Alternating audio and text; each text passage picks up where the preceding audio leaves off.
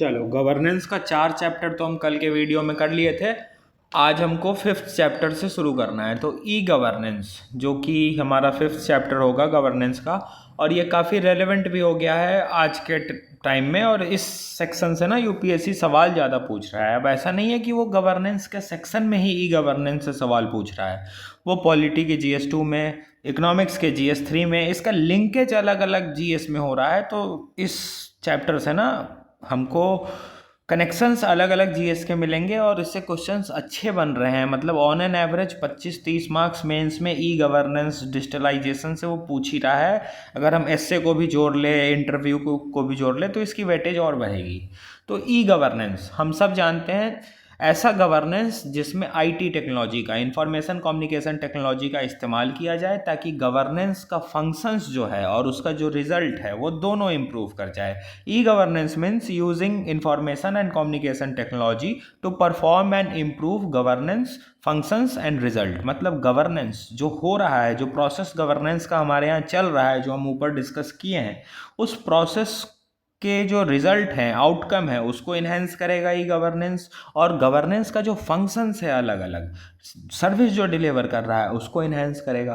कैसे करेगा आगे देखते हैं। It is popular because governance has become very complex. अब ई गवर्नेंस इतना पॉपुलर क्यों हो गया है? क्योंकि गवर्नेंस का जो मॉड्यूल है वो बड़ा कॉम्प्लेक्स है, बड़ा कॉम्प्लिकेटेड है। खास करके इंडिया जैसे बड़े पॉपुलेटेड कंट्री के लिए तो ये और ज़्यादा कॉम्प्लेक्स है, जहाँ से सिटीजन तक रीच करना एक बड़ा चैलेंज होता है। सरकार और लोगों तक बड़ा गैप बना रहता है, लोगों की बात सरकार तक नहीं पहुंचती है और सरकार के स्कीम्स लोगों तक नहीं पहुंच पाते हैं। लेकिन डिजिटल पेनिट्रेशन से ये गैप कम हुआ है। तो जो जहाँ पे गवर्नेंस का स्ट्रक्चर बड़ा कॉम्प्लेक्स है, इतनी बड़ी पॉपुलेशन है, वहाँ पे ई गवर्नेंस का रेलेवेंस बहुत हाई है। चलो, हमको 5 लोगों को इन्फॉर्मेशन देना है तो फ़ोन कर करके हम दे सकते हैं। हमारा 150 करोड़ का देश है, सबको तो मैसेज फ़ोन करना मुश्किल हो गया है ना। और अगर हम वो कर भी पा रहे हैं, अगर हम टेक्स्ट मैसेज गवर्नमेंट कोई पहुंचा भी पा रही है, तो वो भी ई गवर्नेंस का पार्ट ही हो गया है। वो भी ई गवर्नेंस के थ्रू ही हम परफॉर्म कर पा रहे हैं। ठीक है। अब देखो, सिटीजन्स का एक्सपेक्टेशन ज़्यादा होता है गवर्नमेंट से ई गवर्नेंस के बढ़ जाने से, क्योंकि गवर्नेंस की सारी प्रोसेस अब सिटीजन्स देख रहे हैं। गवर्नेंस में काम कैसे हो रहा है, राज्यसभा लोकसभा में फंक्शन कैसे हो रहा है, जुडिशियरी फंक्शन कैसे कर रही है, हर चीज़ अब लोग देख रहे हैं डिजिटल कनेक्टिविटी से। तो ई गवर्नेंस का बेसिक मोटा मोटी एक डेफिनेशन ये था। आगे हम स्टैंडर्ड डेफिनेशन पढ़ेंगे ई गवर्नेंस का इसी सेक्शन में। अब इसका बेनिफिट्स क्या होगा कि रीच बढ़ेगा गवर्नेंस का, छोटे से छोटे लोग, गांव गांव तक सरकार के स्कीम्स पॉलिसीज पहुंचेगी, ट्रांसपेरेंसी एंड अकाउंटेबिलिटी अच्छी होगी। ई गवर्नेंस आने से करप्शन कम होगा ना, सब कुछ डिजिटल टेक्नोलॉजी पे होगा तो वहाँ पे करप्शन करना मुश्किल हो जाता है। कागज़ के काम पे तो कुछ घोटाला किया भी जा सकता है, लेकिन डिजिटल टेक्नोलॉजी पे ऐसा नहीं है कि फ्रॉड नहीं हो सकता है। लेकिन जो कन्वेंशनल ट्रेडिशनल मेथड था हमारा, कागज का, पेन कॉपी का, उसके तुलना में डिजिटल फ्रॉड करना थोड़ा सा मुश्किल हो जाता है। तो ट्रांसपेरेंसी और अकाउंटेबिलिटी इंश्योर होगी, डिसीजन मेकिंग अच्छा होगा, और इन्फॉर्मेशन का ट्रांजिशन जो है, ट्रांसमिशन जो है, वो काफ़ी ईजिली हो जाएगा। हम अपनी बात एक फेसबुक पोस्ट से, एक वीडियो से पहुंचा सकते हैं मास लेवल तक। ठीक। अब देखो, definition of e governance by ministry of information and technology. तो जो हमारी आईटी मिनिस्ट्री है, उसने क्या डेफिनेशन दिया है ई गवर्नेंस का, वो देखो। तो उसने ई गवर्नेंस को सीधा बताया है स्मार्ट गवर्नेंस।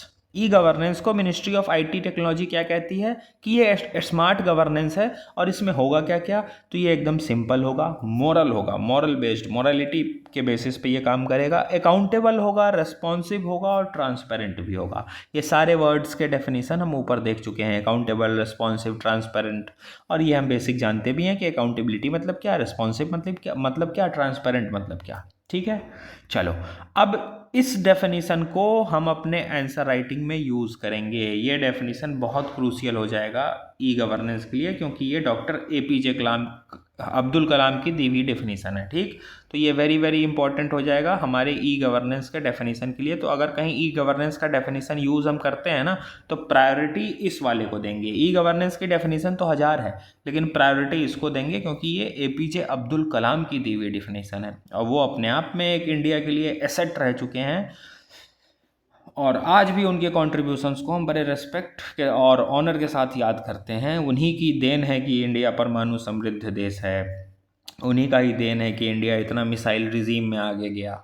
तो बहुत इंपॉर्टेंट कंट्रीब्यूशन रहा है डॉक्टर एपीजे अब्दुल कलाम का। तो उनकी डेफिनेशन देखो, उनके हिसाब से ई गवर्नेंस क्या है? A transparent smart e governance with with seamless access, इसमें बिल्कुल सीमलेस एसेस होगा, secure and authentic flow of information होगा, crossing the inter departmental barriers, जो कि बीच बीच के इंटर डिपार्टमेंटल बैरियर्स है ना, उसको वो क्रॉस कर देगा, और एकदम seamless smart authentic secure information का फ्लो होगा, और एक फेयर और अनबायस्ड सर्विस सिटीजन को मिलेगा। तो एज पर अब APJ Abdul Kalam, a transparent smart e governance with seamless access, secure and authentic flow of information, crossing the interdepartmental barriers and providing a fair and unbiased service to citizen। मतलब उनके हिसाब से ई governance क्या होगा कि smart e governance होना चाहिए, transparent होना चाहिए, सीमलेस एसेस होना चाहिए, किसी को एसेस करने में दिक्कत ना हो, सिक्योर और ऑथेंटिक इन्फॉर्मेशन का फ्लो हो, और जो बीच के डिपार्टमेंटल बैरियर्स आते हैं उनको वो क्रॉस कर दे, सीमलेस फ्लो जो होगा इन्फॉर्मेशन का, वो डिपार्टमेंटल बैरियर्स बीच में ना आए, और फेयर और अनबायस्ड सर्विस लोगों को मिले, मतलब बिल्कुल फेयर हो, बायसनेस फ्री सर्विस लोगों को मिले। ठीक है, इस डेफिनेशन को हम यूज़ करेंगे, इसको याद कर लेना बेटर होगा, याद करने की ज़रूरत ही नहीं है, 2 बार पढ़ोगे तो तुमको समझ में आ जाएगा। लैंग्वेज हम चेंज कर सकते हैं, लेकिन क्रक्स इस डेफिनेशन का यही यूज़ करेंगे ई गवर्नेंस के डेफिनेशन में, तो वेटेज मिल जाती है, क्योंकि एपीजे अब्दुल कलाम की रेलेवेंस बहुत ज़्यादा है इंडिया में। ठीक, अब ई गवर्नेंस का स्टेजेस देखो, तो पहले हम कंप्यूटराइजेशन से शुरू किए, फिर नेटवर्किंग किए, फिर हमारी ऑनलाइन प्रेजेंस बढ़ी है, अब ऑनलाइन इंटरएक्टिविटी भी बढ़ गई है, इंटरेक्ट कर रहे हैं, अलग अलग इंटरएक्टिविटी हमारी इन्हेंस हो गई है। तो ये स्टेजेस हैं। अब मॉडल्स ऑफ ई गवर्नेंस देखो, तो पहला हमारा शुरुआत कैसे हुआ था? ब्रॉडकास्टिंग मॉडल से, जो डीडी नेशनल पे वो ब्रॉडकास्ट होता था, आकाशवाणी आती थी। अब उसी ब्रॉडकास्टिंग मॉडल का रिसेंट जो एक एग्जाम्पल है, जो पीएम मोदी की मन की बात होती है ना, वो ब्रॉडकास्टिंग मॉडल है। दूसरा क्रिटिकल फ्लो मॉडल, इसमें क्या है? इसमें जैसे कि एग्जांपल देखो, मैक 21 एक प्लेटफॉर्म बनाया गया है कॉर्पोरेट अफेयर्स के लिए। तो जो बिजनेस वाले जितने प्लेटफॉर्म है ना, वो मैक 21 पे आकर अपना देखते हैं कि क्या क्या गवर्नेंस का प्रोसेस चल रहा है, बिजनेसेस के लिए क्या क्या सरकार रूल्स लेकर आ रही है। ठीक, तो ये क्रिटिकल सेक्टर को हम टारगेट करके इंफॉर्मेशन फ्लो कर रहे हैं। तीसरा कंपैरेटिव एनालिसिस मॉडल, इसमें national e governance service delivery assessment, इसमें हम असेसमेंट करते हैं अलग अलग सर्विस डिलीवरी का। तो जो हमारा नेशनल इंडिया में ई गवर्नेंस चल रहा है ना, उसके सर्विस डिलीवरी का असेसमेंट क्या है, उसको हम इसके थ्रू करते हैं।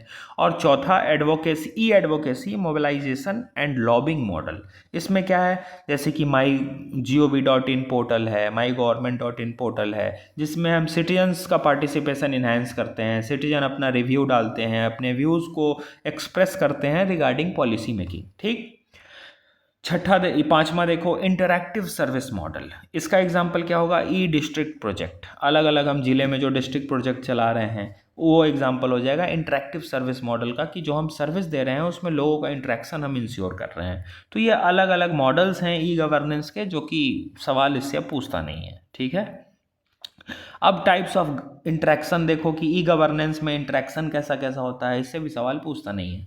तो पहला interaction government to government, state government central government के साथ इंटरेक्ट कर रही है, सेंट्रल गवर्नमेंट स्टेट गवर्नमेंट के साथ इंटरेक्ट कर रही है, तो गवर्नमेंट टू गवर्नमेंट भी ई गवर्नेंस का इंटरेक्शन हो रहा है। जैसे जीएसटी नेटवर्क है, जिसमें स्टेट और सेंटर दोनों मिले हुए हैं, कोऑपरेटिव फेडरलिज्म प्रमोट होता है। दूसरा G2C, गवर्नमेंट सिटीजन्स के साथ कोलैबोरेट कर रहा है, कम्युनिकेट कर रहा है, इंटरेक्ट कर रहा है, स्टेट गवर्नमेंट लोगों के साथ करती है, सेंट्रल गवर्नमेंट लोगों के साथ करती है। जैसे कि एग्जांपल देखो, पासपोर्ट सेवा सिस्टम, कोविन एप्लीकेशन, आरोग्य सेतु, ये सब आया था, गवर्नमेंट ही तो इंटरेक्ट कर रही है। अब तो और भी नए नए गवर्नमेंट के टूल्स आ गए हैं, जिससे वो सिटीजन्स के साथ, फार्मर्स के साथ, अलग अलग स्टेक होल्डर्स के साथ इंटरेक्ट करती है। तो G2C ये हो गया। फिर आता है G2B, इसमें गवर्नमेंट बिजनेसेस के साथ इंटरेक्ट कर रही है, बिजनेस वाले जो लोग हैं उनके साथ इंटरेक्ट कर रही है। जैसे कि इसका एग्जांपल देखो, ई बिज पोर्टल, ये एक ऑनलाइन रजिस्ट्रेशन और लाइसेंसिंग सिस्टम है बिजनेसेस के रिगार्डिंग।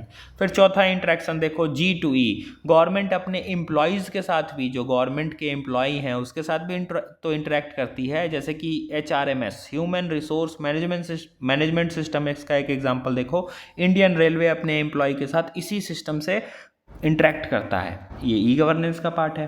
पांचवा देखो M2M, मशीन टू मशीन, अब दो मशीन, दो AI टूल्स, दो डिजिटल प्लेटफॉर्म भी तो आपस में कोऑर्डिनेट करते हैं, जैसे कि smart grid technology for electricity supply and consumption. आजकल जो स्मार्ट ग्रिड मीटर वाला सिस्टम आ गया है, डिजिटल मीटर, या फिर इलेक्ट्रिसिटी ग्रिड नेटवर्क जो हम सेटअप किए हैं, उसमें वो कैसे इंटरेक्ट कर रहा है मशीन टू मशीन, एक ग्रिड से दूसरे ग्रिड में कितनी यूनिट सप्लाई करनी है, वो कंप्यूटराइज सिस्टम है, वो पूरा इंटरेक्ट कर रहा है।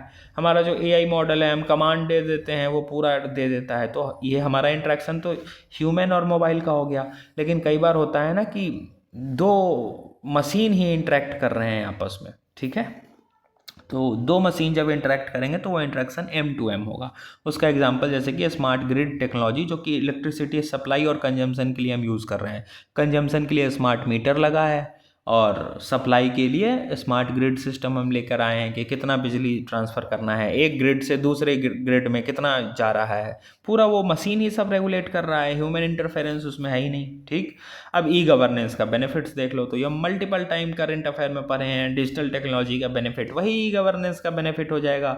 सर्विस एसेसेबल हो जाएगा, मोबाइल पे हम सर्विस एसेस कर सकते हैं। पहले बैंक के लिए, बैंक में कोई काम कराना होता था तो लाइन लगना पड़ता था। आज सिंपल डिजिटल बैंकिंग के थ्रू, नेट बैंकिंग के थ्रू उसका ऐप डाउनलोड करो, 99.99% काम तुम्हारा मोबाइल से ही हो जाएगा। तो सर्विस की एसेसिबिलिटी इनहेंस हो जाती है, ट्रांसपेरेंसी आती है, करप्शन कम होता है, इफिशियंसी बढ़ जाती है, बिल्कुल बढ़ती है। मोबाइल से हम कितना चीज़ एसेस कर ले रहे हैं घर बैठे बैठे, टाइम बचा, ट्रैवल कॉस्ट बचा, ट्रैवल अलाउंसेस हमारे जो आएंगे वो बचे, पेट्रोल बचा, हर चीज़ बचा, तो इफ़िशियंट हुआ वो।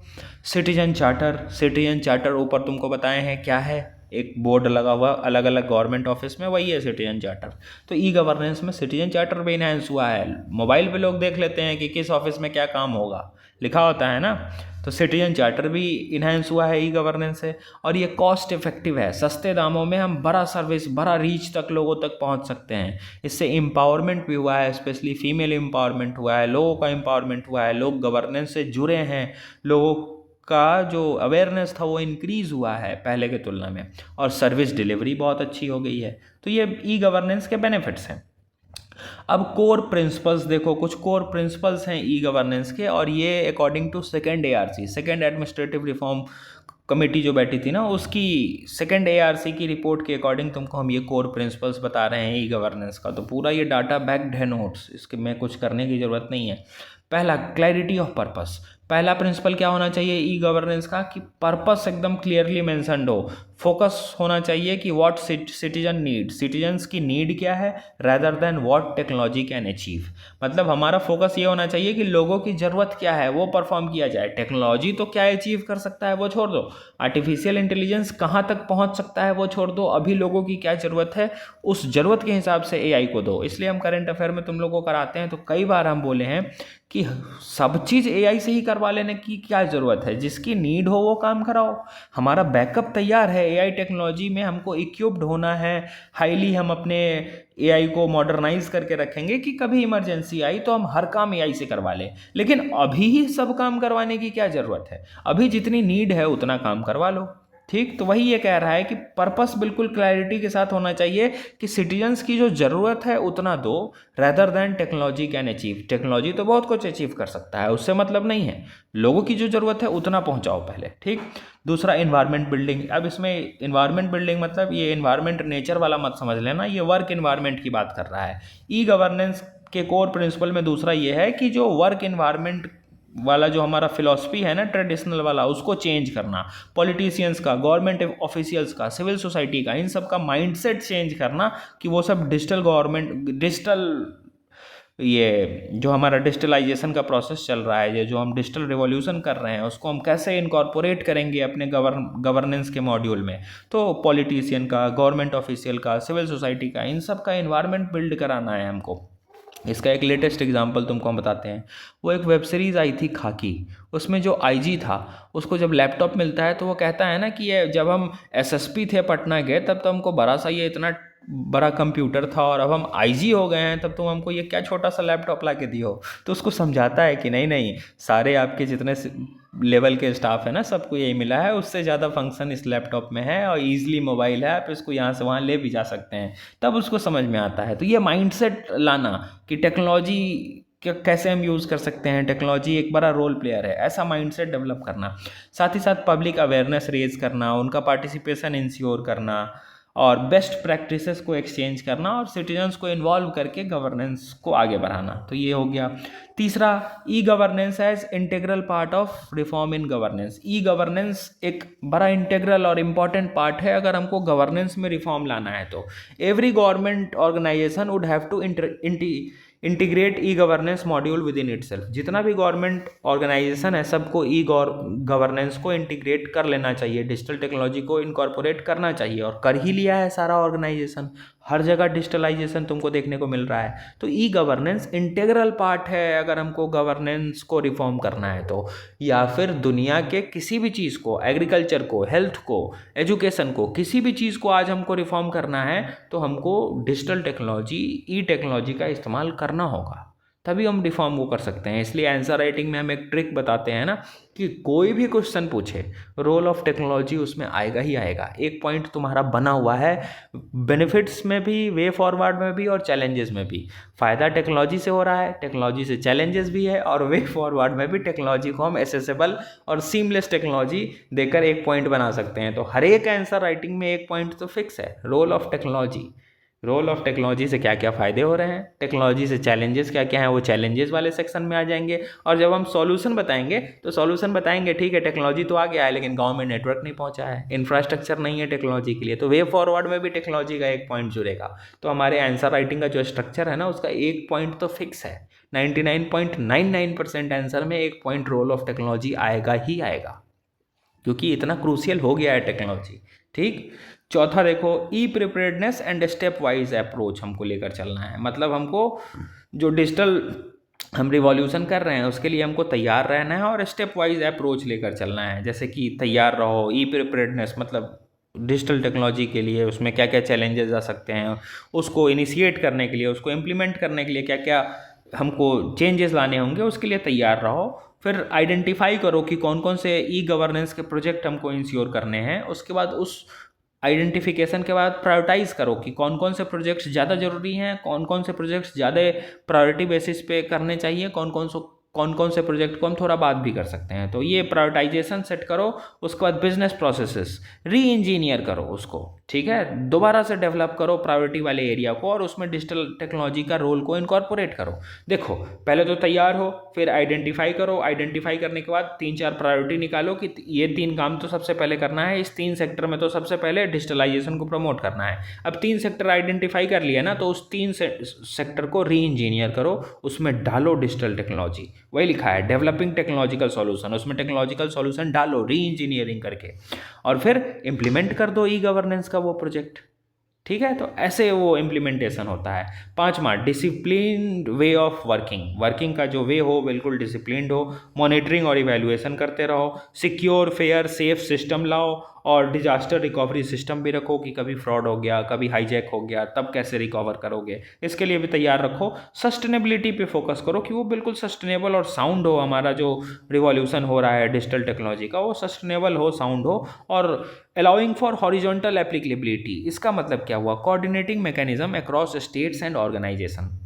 हॉरिजॉन्टल एप्लीकेबिलिटी मतलब सिर्फ ऐसा ना हो कि डिजिटल टेक्नोलॉजी सेंट्रल गवर्नमेंट तक ही रह जाए, इसको अलग अलग लेवल्स तक, स्टेट लेवल तक, हॉरिजॉन्टल लेवल तक ले जाओ, फिर डिस्ट्रिक्ट लेवल तक ले जाओ, लोकल लेवल गवर्नमेंट तक ले जाओ, ऐसे करो। फिर से लोकल लैंग्वेज इंटरफेस बनाओ। अभी भी बहुत सारे ऐप में सिर्फ हिंदी इंग्लिश का फीचर है, लेकिन तमिल तेलुगु वाले लोग कैसे पढ़ेंगे, उड़िया वाले लोग कैसे पढ़ेंगे उस एप्लीकेशन के फीचर्स को। तो लोकल लैंग्वेज में उस ऐप का या फिर उस डिजिटल टेक्नोलॉजी का इंटरफेस हो। और ई गवर्नेंस एक कॉन्टिन्यूइंग प्रोसेस है, इसमें कॉन्टिन्यूअस ये रिफॉर्म्स की नीड होगी। जैसे जैसे टेक्नोलॉजी इन्हेंस होगा, चैलेंजेस इन्हेंस होगी, टेक्नोलॉजी अपग्रेड करना होगा। अरे यहाँ प्ले स्टोर के एप्लीकेशन को हर दूसरे दिन अपग्रेड करना पड़ता है। तो जब पूरा देश को ही ई गवर्नेंस मॉडल पे हम बना रहे हैं तो एक कॉन्टिन्यूअस प्रोसेस है ये रिफॉर्म का, जो कि चलता रहेगा। तो 11वां पॉइंट हमारा एक कॉन्टिन्यूअस प्रोसेस है। ठीक। अब एप्लीकेशन देखो ई गवर्नेंस का, कि ई गवर्नेंस का इस्तेमाल कहाँ कहाँ कर रहे हैं। तो एग्रीकल्चर में जैसे कि पीएम किसान पोर्टल में हम इस्तेमाल कर रहे हैं, और भी अलग अलग जगह एग्रीकल्चर में कर रहे हैं। ड्रोन्स के थ्रू हम ये एरिया का मैपिंग कर रहे हैं, डिजास्टर मैनेजमेंट में हम इस्तेमाल कर रहे हैं, हेल्थ और फैमिली वेलफेयर में इस्तेमाल कर रहे हैं, जैसे आरोग्य सेतु चला था ना कोविड के टाइम पे, अलग अलग हम हेल्थ को लेकर भी ई गवर्नेंस मॉडल में जो चीज़ें जोड़े हैं। एजुकेशन सिस्टम में भी हम बहुत काम कर रहे हैं, जैसे नेशनल अचीवमेंट सर्वे जो हम निकालते हैं, ज्ञान दूत नाम का एक हमारा पोर्टल है जिस पे ये निकलता है। फिर से इंक्लूसिव डेवलपमेंट में भी ई गवर्नेंस का बड़ा रोल है। जल जीवन मिशन जैसे कि आया था, ये इंक्लूसिव डेवलपमेंट की बात करता है, हर घर नल से जल, सबका साथ सबका विकास, सबको लेकर चल रहा है ना। जल जीवन मिशन अभी करंट अफेयर में कराए थे, तो जल जीवन मिशन में ई गवर्नेंस का अच्छा खासा रोल है। फिर से PDS system, consumer affairs and food and public distribution वाली जो चीज़ें हैं ना, उसमें जो टारगेटेड पीडीएस सिस्टम एग्रीकल्चर में कराए हैं ना, पब्लिक डिस्ट्रीब्यूशन सिस्टम, उसमें भी हम ई गवर्नेंस को जोड़े हैं, जिससे कि ट्रांसपेरेंसी आया है, और जो हम सब्सिडाइज्ड फूड ग्रेन्स देते हैं उसके डिस्ट्रीब्यूशन में काफ़ी फेयरनेस आई है। फिर से फाइनेंस में देखो यूपीआई आ गया है, कैशलेस इकोनॉमी आ गई है, फिनेंशियल इंक्लूजन हम कर रहे हैं, मतलब लोग बैंक अकाउंट्स के साथ खुद को जोड़ रहे हैं और अलग अलग गवर्नमेंट स्कीम्स का वो फ़ायदा उठा रहे हैं। लॉ एंड जस्टिस में भी काफ़ी हेल्प मिला है, अब ऑनलाइन कोर्ट्स लगने लगे हैं, स्पेशली कोविड के टाइम पे उतना ज़्यादा जुडिशियरी में चीज़ें हुई नहीं है टेक्नोलॉजिकल रिवॉल्यूशन के नाम पे, लेकिन हाँ शुरुआत हो गई है, ठीक है।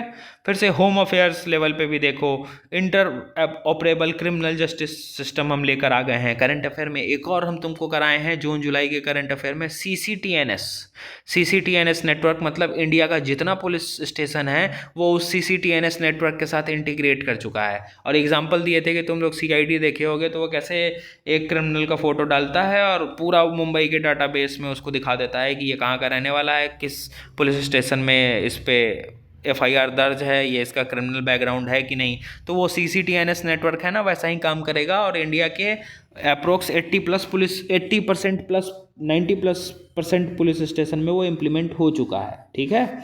लेबर एंड एम्प्लॉयमेंट में भी हमको बड़ा ये हेल्प करता है, जैसे कि ई श्रम पोर्टल है ना, जो कि डाटाबेस जमा करता है अनऑर्गेनाइज्ड वर्कर का, और इंडिया में अभी भी जो हमारी इकोनॉमी है वो 90% अनऑर्गेनाइज्ड सेक्टर से डोमिनेटेड है, तो उसमें भी हमको ई गवर्नेंस बड़ा हेल्प करता है। गुड गवर्नेंस लाने में भी ई गवर्नेंस हमको हेल्प करता है, जैसे कि प्रयास इनिशिएटिव, दर्पण इनिशिएटिव है, ये सब ध्यान रखना, एग्जाम्पल लिखेंगे हम ई गवर्नेंस में, ठीक।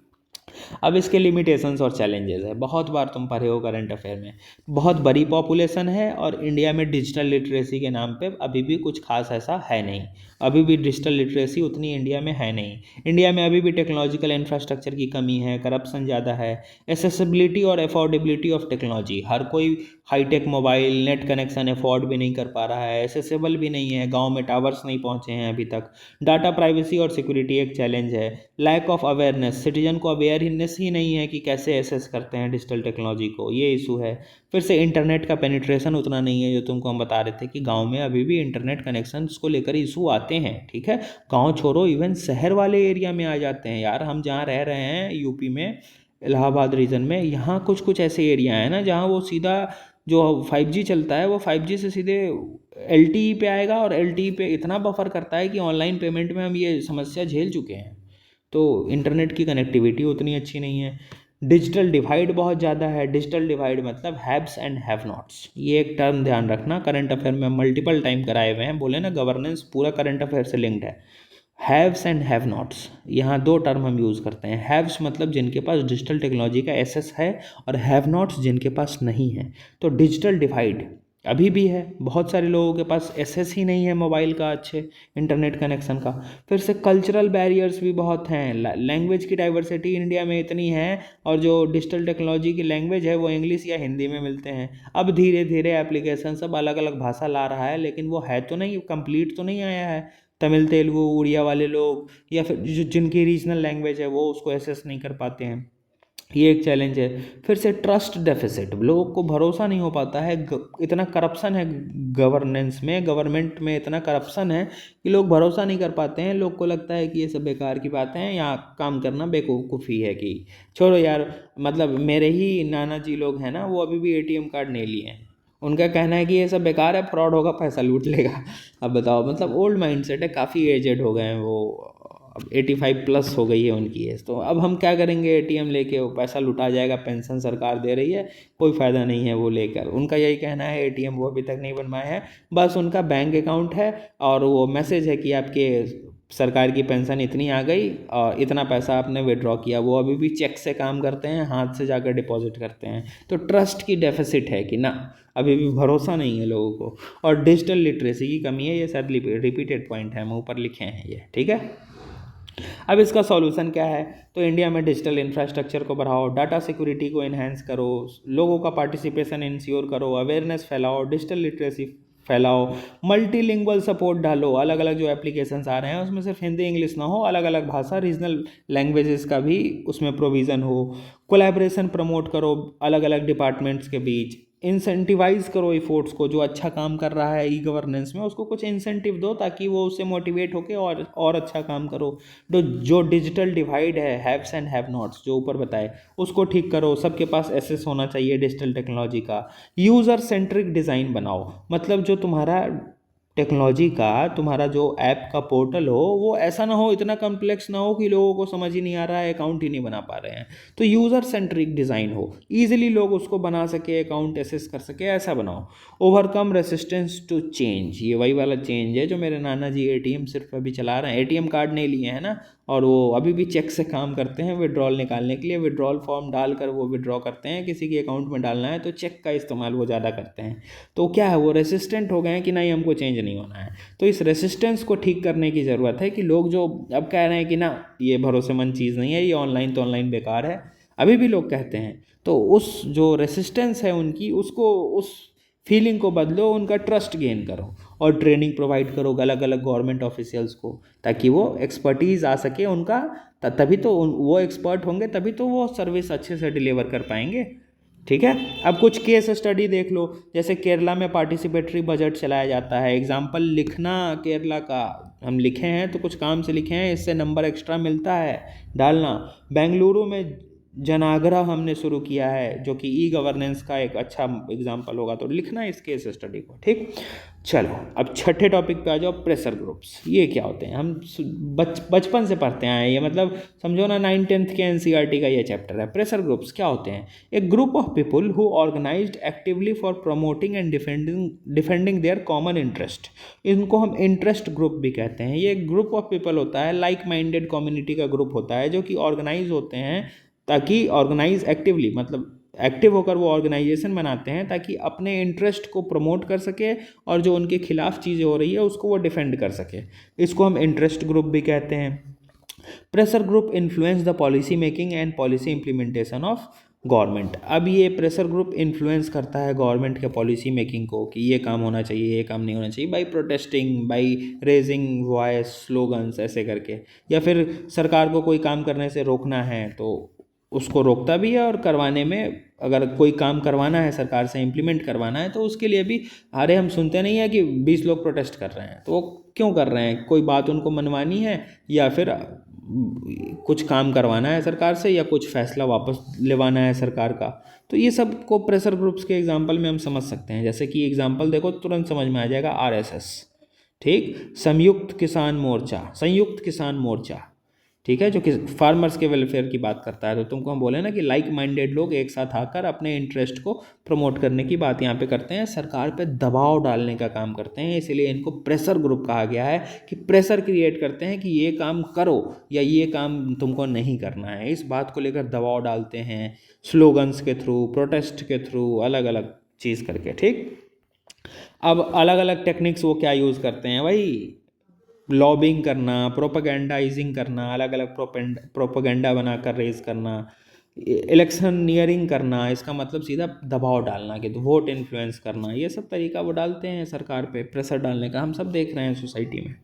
अब प्रेशर ग्रुप्स के कैरेक्टर्स देख लो कैसे होंगे। तो कुछ सर्टेन इंटरेस्ट पे वो बेस्ड होंगे, जैसे आरएसएस एक सर्टेन इंटरेस्ट को एडवोकेट करता है, किसान मोर्चा है तो वो किसान के वेलफेयर की बात करेगा, तो वो लाइक माइंडेड कम्युनिटी का एक ग्रुप होता है। इसमें मॉडर्न और ट्रेडिशनल दोनों तरीका को अब वो इस्तेमाल करने लगे हैं। ट्रेडिशनल तरीका मतलब हड़ताल, प्रोटेस्ट, ऐसा, और मॉडर्न तरीका मतलब ऑनलाइन वीडियोस चलाना, ट्विटर हैंडल्स में हैशटैग को ट्रेंडिंग पे लाना, ऐसे करके वो मॉडर्न टेक्नोलॉजी का भी इस्तेमाल कर रहे हैं।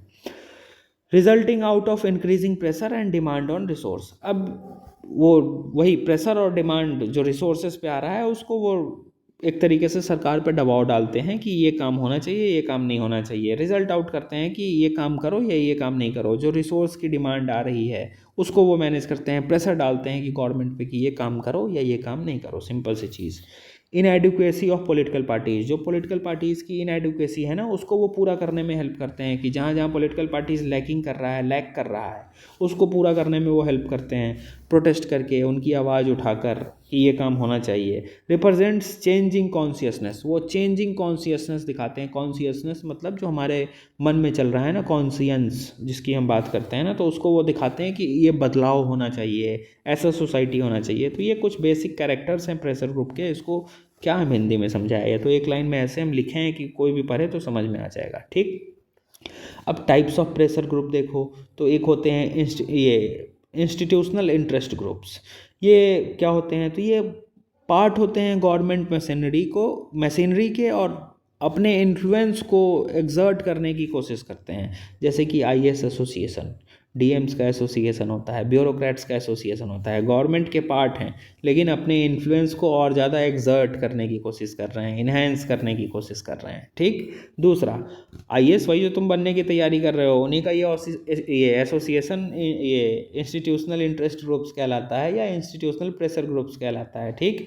फिर से एसोसिएशनल प्रेशर ग्रुप कह लो या इंटरेस्ट ग्रुप कह लो। ये क्या है, ऑर्गेनाइज्ड स्पेशलाइज्ड ग्रुप। ये स्पेशलाइज्ड ग्रुप होता है जो कि स्पेशल इंटरेस्ट की बात करता है, अपने मन की बात करता है। जैसे कि all India trade union Congress है, स्टूडेंट एसोसिएशन है, तो ये लोग अपने हक की बात करते हैं। फिर से atomic interest groups, anomic interest groups. इसमें क्या होगा, those who use violence to pressurize government. इसमें वायलेंस का इस्तेमाल किया जाता है, जैसे नक्सलाइट ग्रुप, जैसे कि नॉर्थ ईस्ट इंसर्जेंसी में नक्सलाइट ग्रुप्स है ना, वो वायलेंट तरीका इस्तेमाल करते हैं, आग लगा देंगे, दंगा भड़का देंगे ताकि गवर्नमेंट पे दबाव डाला जा सके। तो उनको हम एनोमिक इंटरेस्ट ग्रुप्स कहते हैं या एनोमिक प्रेशर ग्रुप्स कहते हैं। ठीक। चौथा देखो, नॉन एसोसिएशनल इंटरेस्ट ग्रुप या नॉन एसोसिएशनल प्रेशर ग्रुप्स। ये क्या है, तो they are kinships and lineage groups, class groups, caste groups. जैसे कि वो पुराने पुश्तों से चले आ रहा राजा का ख़ानदान है, महाराजा का ख़ानदान है, या फिर कोई एक स्पेसिफिक क्लास ग्रुप है, कास्ट ग्रुप है, जैसे कि हरिजन सेवार संघ। ठीक है। फिर से विश्व हिंदू परिषद। ये सब एक लीनिएज है, एक कास्ट ग्रुप है, एक कम्युनिटी ग्रुप है जो कि चला आ रहा है, जो कि अपने हक की बात करता है, हिंदू माइंडसेट को प्रमोट करने की बात करता है। इसी तरीके से मुस्लिम्स के लिए भी बने हुए हैं, अलग अलग कम्युनिटी के बने हुए हैं। ठीक। तो एग्जाम्पल में ऐसे लिखना है।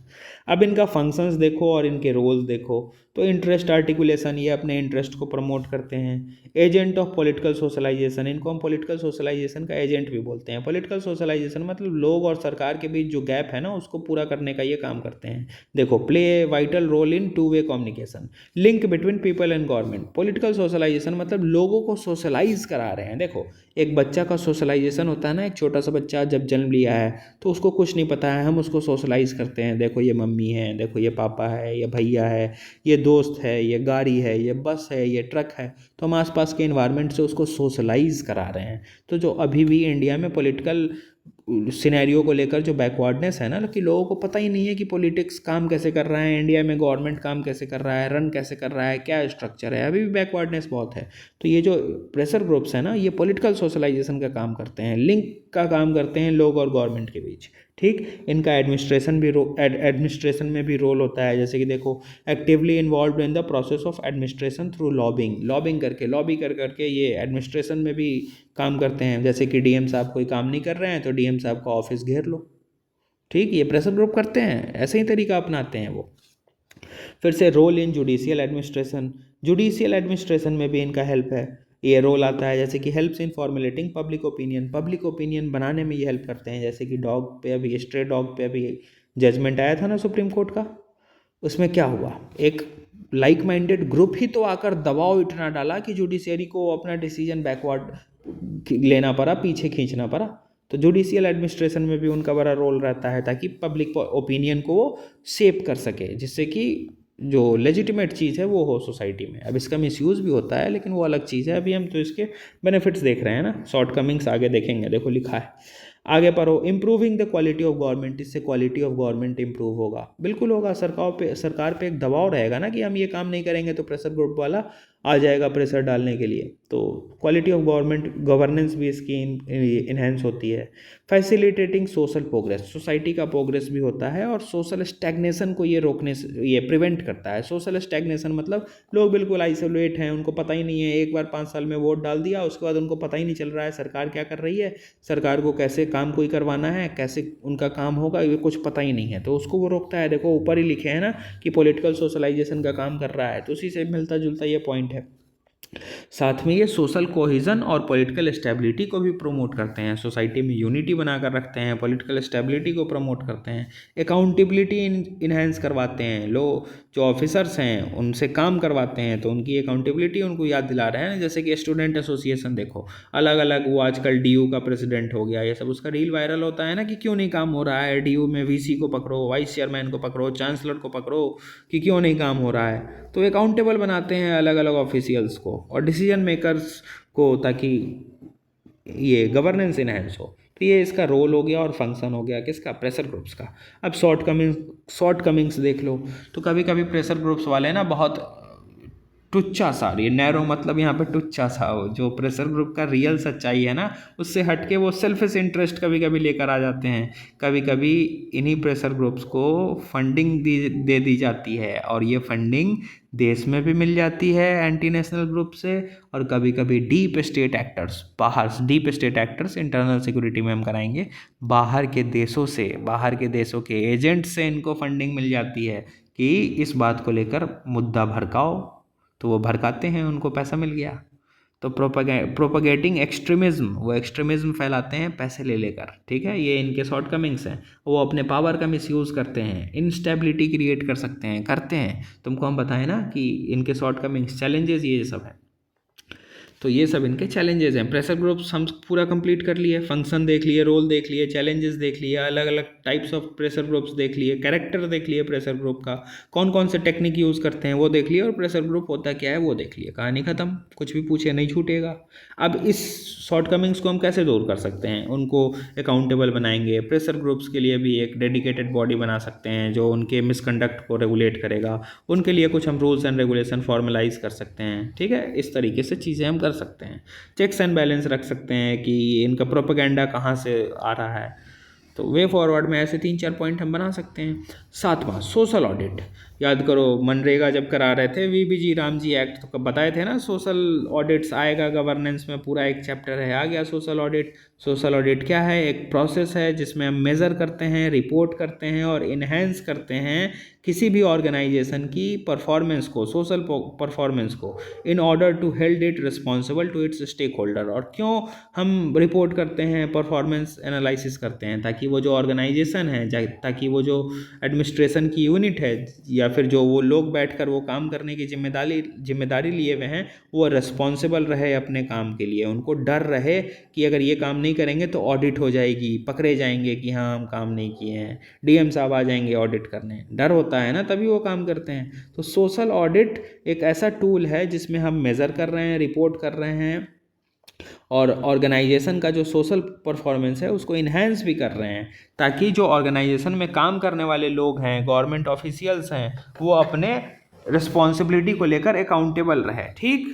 और ये नॉन फिनेंशियल इन नेचर होता है। सोशल ऑडिट में हम पैसे का हिसाब किताब नहीं देखते हैं, ध्यान रखना। इसकी शुरुआत 1972 से हुई थी। ये एक असेसमेंट टूल है, इसमें हम सुपरविज़न करते हैं। और सोशल ऑडिट की सबसे खासियत वाली बात यह है कि इसमें normal citizens, NGO, civil society सब आकर ऑडिट के पार्ट करते हैं।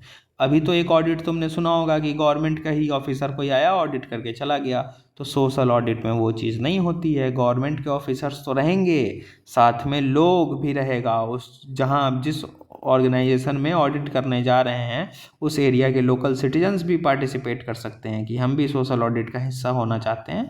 उसकी कुछ क्राइटेरिया होती है। अब कोई अनपढ़ इंसान जाके कहेगा कि हमको सोशल ऑडिट का हिस्सा बनना है तो उसको थोड़ी रखेंगे, उसका कुछ क्राइटेरिया होता है। वो अगर नॉर्मल इंसान भी है तो उसको सोशल ऑडिट का उसको पार्ट बनाना होगा। वो भी इंसान सोशल ऑडिट को पूरा वो मेंटेन करके देख सकता है कि कहाँ कितना रिपोर्ट हुआ है, कितना परफॉर्मेंस आया है सरकारी हॉस्पिटल का या फिर किसी भी ऑर्गेनाइजेशन का या फिर मनरेगा में ही है ना कि सोशल ऑडिट करना है कि कितना प्रोग्रेस हुआ। तो वीवीजी रामजी एक्ट जो पहले मनरेगा था उसमें भी सोशल ऑडिट का एक प्रोविज़न है, कराए हुए हैं करंट अफेयर में। अब सोशल ऑडिट का फिर ऑब्जेक्टिव देखो, ताकि इफ़िशियंसी और इफेक्टिवनेस इन्हेंस हो, ओपननेस और अकाउंटेबिलिटी इम्प्रूव हो, मिसयूज़ ऑफ फंड्स होने से बचे, और ऑथोरिटी जो मिसयूज़ करती है अपने पावर का उसको रोका जा सके। सोशल परफॉर्मेंस को हम मजबूत करेंगे और पार्टिसिपेशन इंश्योर करेंगे। लोगों का पार्टिसिपेशन ही तो करा रहे हैं सोशल ऑडिट में, नॉर्मल लोग भी सोशल ऑडिट का पार्ट बनते हैं, वही तो हम बता रहे हैं। अब प्रिंसिपल्स देखो सोशल ऑडिट का क्या क्या है, तो पार्टिसिपेशन होगा, इसमें ट्रांसपेरेंसी होगी, अकाउंटेबिलिटी होगी, इंडिपेंडेंस होगी, क्रेडिबिलिटी होगी, एसेसिबिलिटी होगी, कॉन्स्टेंटली हम इम्प्रूव करते रहेंगे। फिर से टाइमलाइंस बने होंगे कि इतने टाइम में सोशल ऑडिट कराना है, मैंडेटरी है कि कराना है। तो ये सब प्रिंसिपल्स हैं। अब इसका सिग्निफिकेंस क्या है, तो इन्फॉर्म एंड एडुकेट्स। ये सिग्निफिकेंस पहला ये है कि ये हमको इन्फॉर्मेशन देता है, साथ में अवेयर करता है, ठीक है। फिर से कलेक्टिव प्लेटफॉर्म है जहाँ पे लोग, गवर्नमेंट, एनजीओ, सिविल सोसाइटी सब आकर मिलकर रिव्यू कर रही है। पार्टिसिपेशन को ये इंश्योर कर रहा है, ट्रांसपेरेंसी और अकाउंटेबिलिटी ला रहा है, ये गवर्नेंस को और मजबूत कर रहा है, जो नेग्लेक्टेड इशूज़ हैं उसको ये ऊपर लाकर चढ़ा रहा है, अवेयरनेस क्रिएट कर रहा है। फिर से डेवलपमेंट इन्हेंस हो रहा है, डेमोक्रेसी मजबूत हो रही है, करप्शन कम हो रहा है, एम्पावरमेंट हो रही है लोगों की, और जो रिकॉर्ड्स हैं और जो अकाउंटेबिलिटी है वो बढ़िया तरीके से मैनेज हो रही है। ये सब इसके फ़ायदे हैं। अब सोशल ऑडिट इन इंडिया देख लो कि क्या कब से कहाँ कहाँ कहाँ होता है। तो मनरेगा जो कि अब वीवीजी रामजी एक्ट बन गया है, उसमें मैंडेटरी है कि सोशल ऑडिट कराना ही कराना है। पहला इंडियन स्टेट 2017 में मेघालय था, उसने सोशल ऑडिट एक्ट एक पास किए हुआ है। ध्यान रखना, ये एग्जाम्पल मेघालय का लिखना है आंसर में, सोशल ऑडिट से अगर क्वेश्चन आया है तो 2017 में मनरेगा पहला स्टेट बना था जो सोशल ऑडिट एक्ट को इम्प्लीमेंट किया है अपने स्टेट में, मेघालय, ठीक है, ध्यान रखना। अब सोशल ऑडिट के चैलेंजेस क्या क्या हैं, तो सबसे पहला चैलेंज तो ये है कि अनक्लियर रिपोर्टिंग सिस्टम, हम पता ही नहीं चलने देते हैं कि सोशल ऑडिट होना भी है, लोगों को पता ही नहीं होता है। तो रिपोर्टिंग सिस्टम जो है वो बड़ा अनक्लियर है। फिर से absence of administrative and political will, कोई एडमिनिस्ट्रेटिव या पॉलिटिकल पार्टीज चाहती ही नहीं है कि सोशल ऑडिट हो, लोग भी आकर ऑडिट करें, क्योंकि इसमें उनका घाटा है ना, पता चलेगा सच्चाई लोगों को भी, तो ये दिक्कत है। फिर से ये इंस्टीट्यूशनलाइज्ड नहीं है, इसमें भी ओपननेस की कमी है, हमारे पास एडिक्वेट डाटा नहीं है, ट्रेनिंग हम सही से नहीं दे पाए हैं लोगों को, एनजीओज़ को, ताकि वो सोशल ऑडिट कब कराना है, कैसे कराना है, कैसे हम उसमें जाकर पार्टिसिपेट कर सकते हैं, पता ही नहीं है, अवेयरनेस की भी कमी है।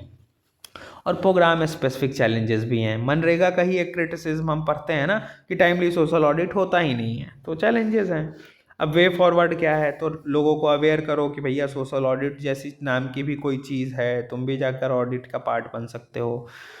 इंस्टीट्यूशनल फ्रेमवर्क को इन्हेंस करो, ट्रेनिंग दो, ई गवर्नेंस का इस्तेमाल करो, सिटीजन एंगेजमेंट को बढ़ाओ, अकाउंटेबिलिटी इंश्योर करो, फिर से कंपलसरी करो सोशल ऑडिट को पॉलिसी फॉर्मुलेशन प्रोसेस में, कि कंपलसरी है सोशल ऑडिट कराना ही कराना है कोई भी पॉलिसी फॉर्मुलेशन में। ये इसका वे फॉरवर्ड, सोशल ऑडिट भी ख़त्म। अगला चैप्टर पढ़ो, डेवलपमेंटल प्रोसेस। इसमें क्या है, development is always moving towards positive direction, development कभी भी होगा तो वो पॉजिटिव डायरेक्शन में ही होगा। अब डेवलपमेंट होता क्या है, development is a complex and multi dimensional concept, बड़ा कॉम्प्लेक्स और मल्टी डायमेंशनल है, क्योंकि डेवलपमेंट के अलग अलग पार्ट हो सकते हैं। तुम्हारे लिए डेवलपमेंट का मतलब अलग हो सकता है, मेरे लिए अलग हो सकता है, किसी और के लिए अलग हो सकता है। तुम्हारे लिए मान लो डेवलपमेंट का मतलब हो सकता है कि तुम अभी ये टाटा के हैरियर गाड़ी से चलते हो, तुम्हारा मतलब है डेवलपमेंट का कि टाटा के हैरियर गाड़ी से तुम्हारा अपग्रेडेशन हो जाए जैगुआर पे या BMW पे, तुम्हारे लिए डेवलपमेंट का मतलब ये होगा। मेरे लिए डेवलपमेंट का मतलब क्या हो सकता है कि अभी हम किराए के घर पे रह रहे हैं, मेरा एक यूपी में अपना घर हो जाए, मेरे लिए ये मतलब हो सकता है डेवलपमेंट का। तो सबके लिए अलग अलग डेवलपमेंट के मतलब हो सकते हैं। It involves various aspects of human development, human के डेवलपमेंट का अलग अलग एस्पेक्ट्स को हम डेवलपमेंट से जोड़ते हैं। जैसे कि किसी की डेवलपमेंट नीड्स हो सकती है इकोनॉमिक डेवलपमेंट, पैसे के लेवल पे और डेवलप करना। किसी की नीड हो सकती है कि उसको सोसाइटी में डेवलप होना है, मतलब अपना नेम फेम बनाना है। पॉलिटिकल, किसी को मन हो सकता है कि वो MLA MP बन जाए, किसी को मन हो सकता है कि इन्वायरमेंटल डायमेंशन में हम और ज़्यादा आगे बढ़े। इन्वायरमेंट को प्रोटेक्ट करे। तो सबके लिए अलग अलग डेवलपमेंट का मतलब हो सकता है। डेवलपमेंट के अलग अलग एस्पेक्ट्स हैं जो ह्यूमन डेवलपमेंट से डायरेक्टली लिंक्ड हैं, जैसे कि इकोनॉमिक, सोशल, पॉलिटिकल और इन्वायरमेंटल। अब देखो, इकोनॉमिक डेवलपमेंट होगा तो भी ह्यूमन का ही डेवलपमेंट हो रहा है, सोसाइटी का डेवलपमेंट होगा तो भी ह्यूमन का डेवलपमेंट हो रहा है, पॉलिटिकल डेवलपमेंट हो रहा है तो भी ह्यूमन का ही डेवलपमेंट हो रहा है, और इन्वायरमेंट अगर डेवलप हो रहा है, सेफ है, सस्टेनेबल, क्लीन इन्वायरमेंट है, उससे भी ह्यूमन का ही डेवलपमेंट हो रहा है। साफ हवा, खाना, पानी मिलेगा, पॉल्यूशन से बचेंगे दिल्ली के। ठीक। फिर से सोशल वेलबींग देखो। अब इसमें देखो सोशल वेलबींग में क्या क्या आ जाएगा डेवलपमेंट में। तो क्राइम कम होना चाहिए, सबको इक्वल अपॉर्चुनिटी मिले, डिस्क्रिमिनेशन खत्म हो। इकोनॉमिक वेलबींग में क्या आ जाएगा, पॉवर्टी खत्म करो, इनकम बढ़ाओ, इक्वल डिस्ट्रीब्यूशन ऑफ रिसोर्सेस हो और अपॉर्चुनिटी बढ़ाई जाए। पॉलिटिकल वेलबींग में क्या आ जाएगा कि गवर्नेंस क्लीन हो, पॉलिटिकल पार्टिसिपेशन और रिप्रेजेंटेशन हम इंश्योर करें, फीमेल का, मार्जिनलाइज सेक्शन का, नॉर्मल लोगों का। और इन्वायरमेंट डेवलपमेंट में क्या हो जाएगा कि सस्टेनेबल डेवलपमेंट प्रमोट करना है, एनवायरनमेंट क्लीन हो। ऐसा डेवलपमेंट ना कर दे कि ग्रीन हाउस इमिशन बढ़ता जाए बढ़ता जाए बढ़ता जाए और पूरा एक क्लाइमेट चेंज, पृथ्वी बर्बाद हो ही चुकी है, लेकिन अब हम थोड़ा सा अलर्ट हो रहे हैं, रेनेबिलिटी की तरफ फोकस कर रहे हैं। तो ये क्या है, एनवायरनमेंट डेवलपमेंट है। तो डेवलपमेंट के अलग अलग एस्पेक्ट्स जुड़े हो सकते हैं ह्यूमन डेवलपमेंट के साथ, और वो इकोनॉमिकल, पॉलिटिकल, इन्वायरमेंट लेवल पे, सोशल लेवल पे, हर एक लेवल पे हो सकता है।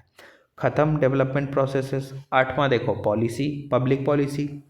ये क्या है, तो ये देखो set of principles, goals and actions that guide the decision of government, organization and other entities in addressing public issue and problems.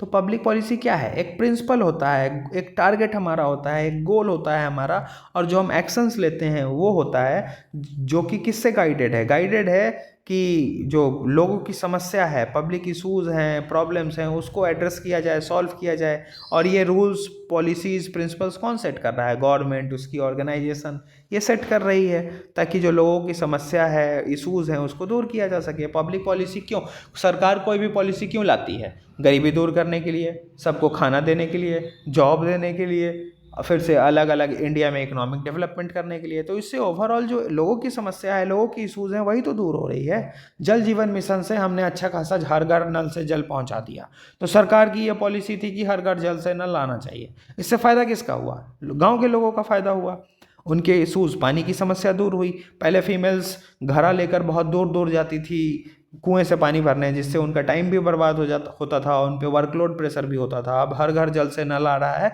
तो उनका टाइम इफिशियंसी हुआ, टाइम बचा।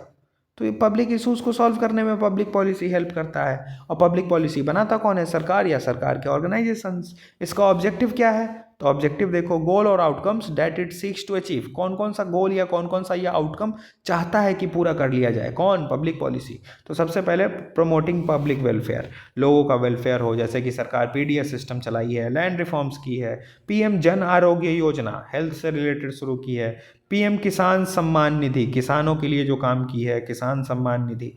ये सब पब्लिक पॉलिसी है जो कि अलग अलग सेक्शंस ऑफ सोसाइटी को बेनिफिट कर रहा है। इकोनॉमिक ग्रोथ के लिए हम पब्लिक पॉलिसी लाते हैं, जिसमें हम ease of doing business enhance कर रहे हैं, बायोफ्यूल पॉलिसी लेकर आ रहे हैं। ये सब इकोनॉमिक ग्रोथ को प्रमोट कर रहा है। फिर से इन्वायरमेंट लेवल पे देखो तो हम अलग अलग रिस्ट्रिक्टेड एरिया बनाते हैं, इन्वायरमेंट प्रोटेक्शन एक्ट बनाते हैं, ग्रीन हाइड्रोजन, रिन्यूएबल एनर्जी लेकर आ रहे हैं। ये सब हमारी इन्वायरमेंट को लेकर पॉलिसी है। फिर से नेशनल सिक्योरिटी को लेकर भी हमारी पॉलिसी होती है, इफेक्टिव गवर्नेंस को भी लेकर हमारी पॉलिसी होती है, सोशल जस्टिस को भी लेकर हमारी पॉलिसी है कि हम रिजर्वेशन दे रहे हैं, स्कॉलरशिप दे रहे हैं, एकलव्य मॉडल रेसिडेंशियल स्कूल लेकर आ रहे हैं ट्राइबल्स के लिए, करंट अफेयर में किया हुआ है। बेटी बचाओ बेटी पढ़ाओ हम स्कीम चला रहे हैं, पॉलिसी चला रहे हैं, ताकि फीमेल एम्पावरमेंट हो। तो ये अलग अलग आउटकम्स हम अचीव करते हैं अलग अलग डायमेंशंस में, इसलिए हम पब्लिक पॉलिसी बनाते हैं।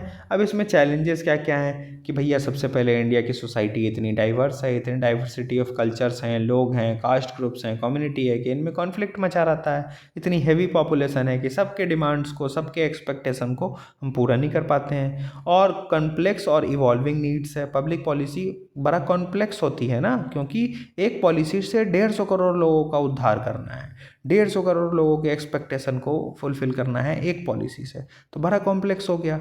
और इवॉल्विंग नीड्स, बार बार इवॉल्व होने की ज़रूरत होती है पब्लिक पॉलिसी को, क्योंकि लोगों के नीड्स बढ़ते जा रहे हैं, लोगों के नीड्स चेंज हो रहे हैं। आज पानी मिल गया तो कल खाने की दिक्कत है, कल खाना मिल गया तो हेल्थ की दिक्कत है, हेल्थ मिल गया तो एजुकेशन की दिक्कत है, एजुकेशन मिल गया तो जॉब की दिक्कत है, जॉब मिल गया तो सैलरी की दिक्कत है, सैलरी मिल गया तो प्रमोशन की दिक्कत है, प्रमोशन मिल गया तो अब इंसेंटिव की दिक्कत है, इंसेंटिव मिल गया तो छुट्टी की दिक्कत है, वर्किंग आवर की दिक्कत है, अलग अलग दिक्कतें हैं। तो इवॉल्विंग नीड्स, पॉलिसी हमेशा अपग्रेड होते रहना चाहिए, ये चैलेंजेस है। अब पॉलिसी मेकिंग प्रोसेस, इसमें क्या होता कैसे है ये देखो। तो requires a good understanding of social, economical, political and environmental factors. अब कोई भी पॉलिसी बनाएंगे तो हमारे पास अच्छी खासी नॉलेज होनी चाहिए सोसाइटी की, इकोनॉमिक लेवल की, पॉलिटिकल, एनवायरमेंटल, सारे फैक्टर्स की जो कि सोसाइटी में होते हैं। साथ ही साथ कमिटमेंट हमको इंश्योर करना होगा कि हम जो भी पॉलिसी बनाएंगे वो ट्रांसपेरेंट रहेगा, जो भी इम्प्लीमेंटिंग एजेंसी होगा वो अकाउंटेबल होगा, और जो भी पॉलिसी बनाएंगे आर्बिट्ररी नहीं बना देंगे, पार्टिसिपेशन से बनाएंगे, लोगों को पार्टिसिपेट कराएंगे डिसीजन मेकिंग में कि ये पॉलिसी बना रहे हैं, ठीक ठाक है ना, ऐसे ही करके। तो ये पॉलिसी मेकिंग प्रोसेस है।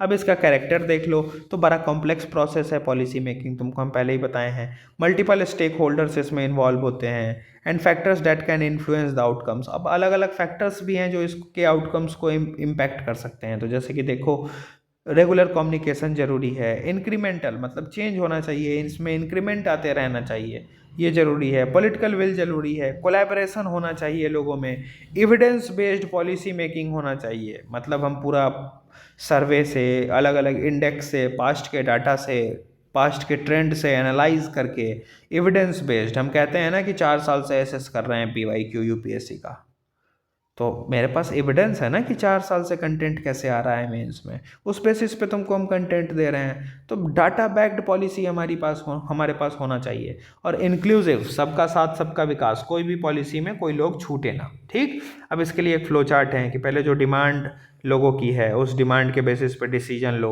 डिसीजन लेने के बाद चॉइस करो कि कौन कौन सी चीज़ इंप्लीमेंट करनी है। अब चॉइस ले लिए, उसके बाद उसको एप्लीकेशन में इंप्लीमेंट कर दो। तो ये एक फ्लो चार्ट तुम बना सकते हो।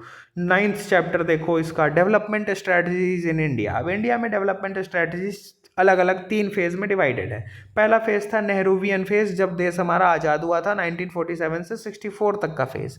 इसमें हमारा vision was to build a self reliant, democratic and egalitarian society. इसमें हमारा एम यही था कि सेल्फ रिलायंट हम बने, डेमोक्रेटिक बने, किसी पे डिपेंडेंट ना रहे। दूसरा, building a strong industrial base, हमको अपने इंडस्ट्रियल सेक्टर को डेवलप करना था और सेल्फ रिलायंट नेशन बनना था कि किसी पे हम डिपेंडेंट ना रहे। तो हम इंडस्ट्रियल सेक्टर को अपना बूस्ट करना शुरू किए नेहरूवियन फेज में। During this time India was largely an agrarian nation, मतलब हम एग्रीकल्चर पे बेस्ड नेशन थे और हमको अपने इंडस्ट्री को इन्हेंस करना था, जो कि हम कर रहे थे। और हम बहुत ज़्यादा फॉरेन ट्रेड पे डिपेंडेंट थे, अभी भी इंपोर्ट डिपेंडेंट हमारी इकोनॉमी है। तो उसी को तो हम ठीक करने की बात कर रहे हैं, आत्मनिर्भर बनने की बात कर रहे हैं। हम यहाँ पे इंफ्रास्ट्रक्चर डेवलपमेंट कर रहे हैं, मैन्युफैक्चरिंग को प्रमोट कर रहे हैं, क्यों? ताकि आत्मनिर्भर बने। तो ये नेहरूवियन फेज था। दूसरा आया पोस्ट नेहरूवियन फेज, नेहरू के बाद वाला फेज 1964 से 1991 का। इस टाइम पे ना इंडिया में बड़ा फूड क्राइसिस हुआ, जो कि तुमको हम एग्रीकल्चर में कराए हैं कि यूएस से हम कौन से मिशन में वीट मंगवा रहे थे और यूएस हमको बड़ा ख़राब क्वालिटी का वीट दे रहा था, बताना कौन सा था? पीस एक था ना मिशन, याद करो। तो एग्रीकल्चर में वो कराए हुए हैं तुमको हम। तो it was the period of political turbulence, इस टाइम पे पॉलिटिकल टर्बुलेंस भी बहुत ज़्यादा हुआ था। There was a shift in development strategies in India, हमारे डेवलपमेंट स्ट्रेटजीज में शिफ्ट आया इसी 1991 के टाइम पे। तो लिबरलाइजेशन, प्राइवेटाइजेशन, ग्लोबलाइजेशन, हम 3 टर्म लेकर आए अपने इकोनॉमी में। इकोनॉमी हमारी बैठी थी तो हम लोन लेकर आए और लोन लेने के बाद IMF की कंडीशन पे, वर्ल्ड बैंक की कंडीशन पे हम लिबरलाइजेशन, प्राइवेटाइजेशन और ग्लोबलाइजेशन अपने इकोनॉमी में लेकर आए। और ग्रीन रिवॉल्यूशन फिर हुआ तो हम फिर फूड क्राइसिस वाले नेशन से फूड सरप्लस वाले नेशन बने। तो ये हमारा पोस्ट नेहरूवियन फेज था, नेहरू के बाद वाला फेज। फिर आता है पोस्ट लिबरलाइजेशन फेज, जो कि 1991 से लेकर आज तक का चल रहा है, अभी तक का समय। इसमें हम मार्केट ओरिएंटेड इकोनॉमिक डेवलपमेंट किए, अलग अलग इन्वायरमेंटल पॉलिसीज़ लेकर आए, LPG रिफॉर्म्स जिसका जिक्र तुमको हम किए वो किए, जो कि अभी तक चलते आ रहा है, ठीक। अब 10th देखो, डेवलपमेंट इंडस्ट्री, ये 10वां चैप्टर है। एक कलेक्टिव टर्म, अब ये डेवलपमेंट इंडस्ट्री है क्या? तो ये एक कलेक्टिव टर्म है for the actors who is working in various field to improve quality of life and promote sustainable development. ये एक कलेक्टिव टर्म है जो कि हम अलग अलग बिजनेस इंडस्ट्रीज, अलग अलग एक्टर्स के लिए, स्टेक होल्डर्स के लिए इस्तेमाल करते हैं, जो कि अलग अलग फील्ड में काम कर रहे हैं, जिससे कि हमारा जो क्वालिटी ऑफ लाइफ है वो इम्प्रूव हो और सस्टेनेबल डेवलपमेंट प्रमोट हो। जैसे कि NGOs हमारे लिए काम करते हैं। डोनर एजेंसीज, अब डोनर एजेंसी क्या होता है आगे बताएंगे, एक चैप्टर है, ठीक है, चिंता नहीं करना है, इसी में आगे बता देंगे। NGOs क्या है अभी डिटेल में देखो, NGO पढ़ेंगे, डोनर एजेंसी पढ़ेंगे, सब पढ़ेंगे, चिंता मत करो। माइक्रो फाइनेंस इंस्टीट्यूशन हो गया, एड एजेंसी हो गया, ये सब डेवलपमेंट इंडस्ट्री के कैटेगरी में आते हैं। अब पहला देखो NGO, तो NGO क्या है? लीगली कॉन्स्टिट्यूटेड ऑर्गेनाइजेशन है, ये लीगली बनता है, जो कि ऑपरेट करता है इंडिपेंडेंटली, बिल्कुल इंडिपेंडेंट होकर काम करता है, गवर्नमेंट से इसका कोई लेना देना नहीं है, और एक ये स्पेसिफिक सोशल और इन्वायरमेंटल पर्पस के लिए काम करता है कि हमको सोसाइटी के लिए काम कर। NGO सोसाइटी के लिए काम करती है, इन्वायरमेंट के लिए काम करती है। तो NGO एक इंडिपेंडेंट बॉडी है जो कि गवर्नमेंट से बिल्कुल इंडिपेंडेंट होती है, गवर्नमेंट से कोई लेना देना नहीं होता है, और वो एक स्पेसिफिक सोशल और इन्वायरमेंट पर्पस के लिए काम करती है। जैसे कि यूथ फॉर सेवा, प्रार्थना, क्राई, हेल्प एज इंडिया, ये सब NGOs के नाम हैं। अब NGOs का रोल देखो तो ये बड़ा प्रोमिनेंट रोल निभाते हैं इम्प्रूविंग द कम्युनिटीज़, कम्युनिटी को इम्प्रूव करने में, सोसाइटी को डेवलप करने में, सिटीजन पार्टिसिपेशन को इंक्रीज़ करने में, सिटीजन्स को अवेयर करने में NGOs का रोल काफ़ी है। अब अलग अलग टाइप्स के NGOs होते हैं बेस्ड ऑन द उनका एरिया ऑफ फोकस क्या है। जैसे कि चैरिटेबल ऑर्गेनाइजेशंस हो सकते हैं जो चैरिटी करते हैं, जैसे कि क्राई हो गया, ऑक्सफैम इंडिया हो गया, ये सब चैरिटेबल NGOs हो गए। फिर होते हैं डेवलपमेंटल NGOs जो डेवलपमेंट को फोकस रख के काम करते हैं, जैसे कि सेवा। फिर होता है एडवोकेसी NGOs जो अलग अलग चीज़ों को एडवोकेट करते हैं, सवाल उठाते हैं, जैसे कि ग्रीन पीस इंडिया NGO का नाम है। डिजास्टर रिलीफ NGOs भी होते हैं जो डिजास्टर रिलीफ के टाइम पे डिजास्टर पॉलिसीज़ को लेकर अवेयर रहते हैं, सरकार पे दबाव डालते हैं। जैसे कि देखो केयर इंडिया है डिजास्टर रिलीफ से रिगार्डिंग। उसी तरीके से एजुकेशनल NGOs हैं, जैसे कि प्रथम हो गया, टीच फॉर इंडिया हो गया। हेल्थ NGOs बने हुए हैं, public health foundation of India बना हुआ है, ये सब NGOs के नाम हैं। रिसर्च एंड पॉलिसी NGOs हो गए, जैसे कि centre for science and environment. तो NGOs अलग अलग टाइप्स के हो सकते हैं कि वो किस कैटेगरी के NGO हैं और उनका चॉइस ऑफ फील्ड क्या है, किस फील्ड में वो काम कर रहे हैं। तो उसके कुछ एग्जांपल्स हैं। अब NGOs को चैलेंजेस क्या क्या फेस करना पड़ता है, तो उनको ठीक से फंडिंग नहीं मिलती है, रिसोर्सेज नहीं मिलता है, उनके पास उतने इंफ्रास्ट्रक्चर नहीं है, उतनी हाईटेक टेक्नोलॉजी नहीं है, अवेयरनेस की कमी है लोगों में, और वो जल्दी पब्लिक से इंगेज भी नहीं हो पाते हैं। इसी कारण से ये low awareness and engagement from public जल्दी उनसे इंगेज ही नहीं करते हैं NGOs के साथ। उनको लगता है कि NGOs होते क्या है पता ही नहीं है आधे से ज़्यादा लोगों को, तो ये दिक्कत की बात होती है। तो ये सब चैलेंजेस है जो NGO फेस करते हैं। अब इसका सॉल्यूशन बताओ, तो फंडिंग दो NGO को, उनको रिसोर्सेज दो, उनको टेक्नोलॉजी प्रोवाइड करो, इंफ्रास्ट्रक्चर उनके लिए प्रोवाइड करो, उनको ट्रेनिंग रेगुलर प्रोवाइड करते रहो NGO के लोगों को, लोगों में अवेयरनेस फैलाओ ताकि वो NGO से जुड़े। वे फॉरवर्ड बन गया हमारा, कहानी खत्म NGO का। फिर सेल्फ हेल्प ग्रुप देख लो, ये क्या होता है? ये भी एक इनफॉर्मल एसोसिएशन होता है जिसमें लोग होते हैं वो चूज टू कम टुगेदर, जिसमें लोग एक साथ आते हैं और अपना वो जो लिविंग कंडीशन है उसको इम्प्रूव करने के लिए काम करते हैं। They all belong from similar socio economic background, मतलब उनका एक ही सोशियो इकोनॉमिक बैकग्राउंड होता है। मतलब वो कोई ऐसा नहीं होगा कि एक अंबानी है और एक हम मिलकर सेल्फ हेल्प ग्रुप बना रहे हैं, नहीं, वो एक ही इकोनॉमिक, पॉलिटिकल, सोशल बैकग्राउंड के लोग होते हैं, उनका एक ही बैकग्राउंड होता है, जैसे हम और हमारे दोस्त, मिलता जुलता एक ही हमारा स्टेटस है। तो ऐसे लोगों का एक ग्रुप को हम सेल्फ हेल्प ग्रुप कहते हैं। ये इनकरेज करते हैं सेल्फ एम्प्लॉयमेंट, खुद के एम्प्लॉयमेंट को दूर करने की बात करते हैं, मतलब खुद के बेरोजगारी को दूर करने की बात करते हैं। आई एम सॉरी, यहाँ एम्प्लॉयमेंट नहीं, अनएम्प्लॉयमेंट हमको बोलना चाहिए।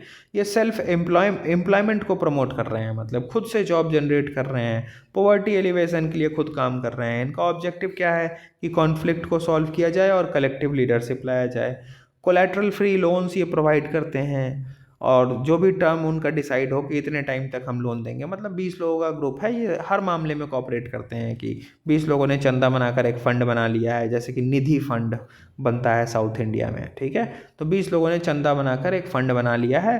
अब 20 में से ये किसी एक को ज़रूरत पड़ी तो वो पैसा उठा सकता है फिक्स टाइम के लिए, फिर वो पैसा जमा कर देगा, फिर इस 20 में से किसी और को ज़रूरत पड़ेगी तो ऐसे वो कोलेटरल फ्री लोन वगैरह वो प्रोवाइड करते हैं।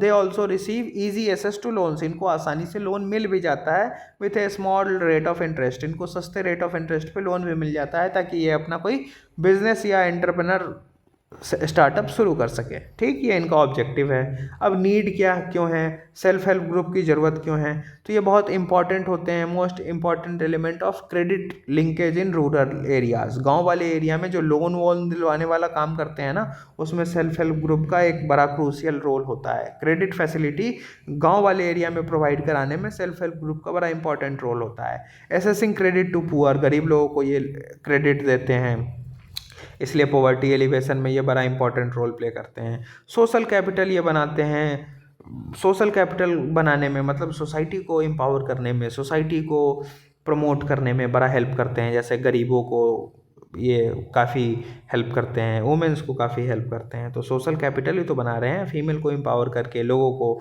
आगे बढ़ाकर।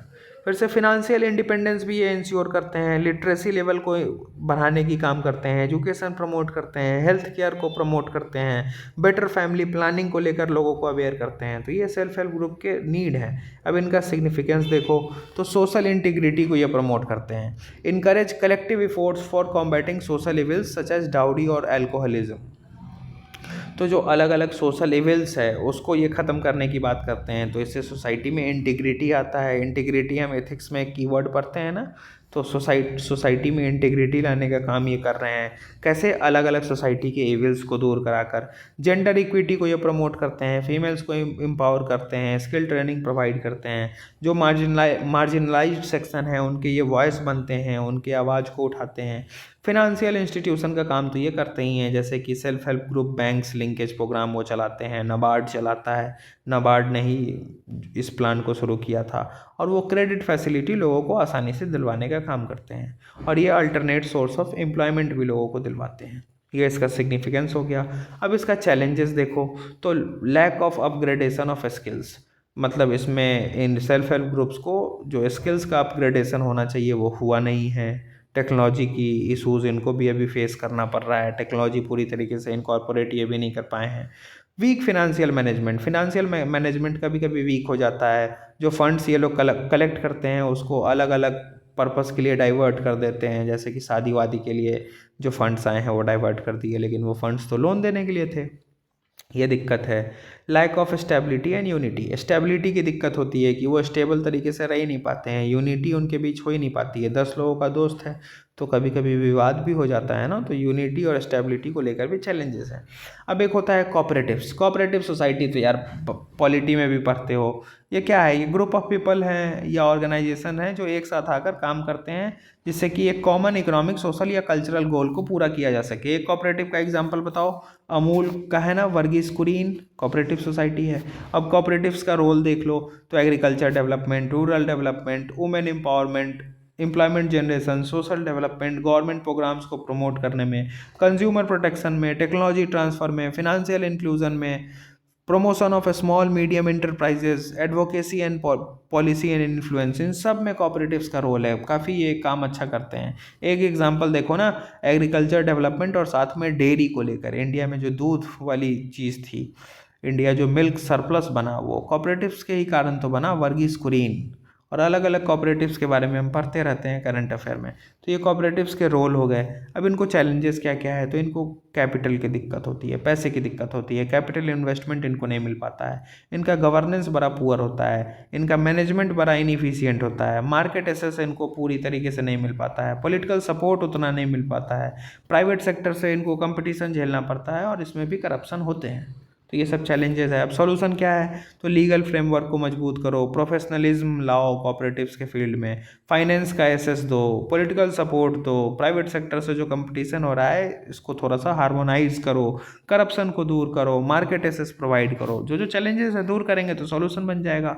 अब देखो डोनर ऑर्गेनाइजेशन, ये क्या होते हैं, तो डोनर ऑर्गेनाइजेशन ये डेवलपमेंट इफोर्ट्स को इंडिया में सपोर्ट करते हैं। इंडिया में जो डेवलपमेंट इफोर्ट्स लिए जा रहे हैं ना उसको सपोर्ट करते हैं by providing financial resources, technical assistance, advocacy and awareness. मतलब मेरे पास कोई पैसे का अच्छा खासा रिसोर्स है, मेरे पास टेक्नोलॉजी का अच्छा खासा रिसोर्स है, हम डोनेट कर देंगे ताकि इंडिया में डेवलपमेंट प्रोसेस अच्छे से चले, तो उसी को हम डोनर ऑर्गेनाइजेशन बोलते हैं। वर्क्स विथ गवर्नमेंट, गवर्नमेंट के साथ भी काम करते हैं, सिविल सोसाइटी के भी साथ काम करते हैं, अलग अलग स्टेक होल्डर्स के साथ भी काम करते हैं, ताकि इंडिया के जो डाइवर्स चैलेंजेस हैं उसको एड्रेस किया जा सके। जैसे कि वर्ल्ड बैंक हो गया, एशियन डेवलपमेंट बैंक हो गया, यूनिसेफ हो गया। हम सुनते हैं ना कि वर्ल्ड बैंक ने इतना एड दिया है, इतना हेल्प प्रोवाइड किया है, तो क्यों दिया है? डोनर ऑर्गेनाइजेशन है। हम सुनते हैं ना यूनिसेफ ने ये टेक्नोलॉजी ट्रांसफ़र कर दी, क्यों कर दी? क्योंकि वो डोनर ऑर्गेनाइजेशन है, हेल्प दे रहा है अलग अलग कंट्रीज़ को। एशियन डेवलपमेंट बैंक हमको ईजी रेट पे लोन दे देता है, क्यों दे रहा है? क्योंकि डोनर ऑर्गेनाइजेशन है, हेल्प कर रहा है, डोनेट कर रहा है कोई चीज़, ठीक। डोनर ऑर्गेनाइजेशन इन्हीं को बोलते हैं। अब चैलेंजेस क्या क्या फेस करते हैं डोनर ऑर्गेनाइजेशन इंडिया में?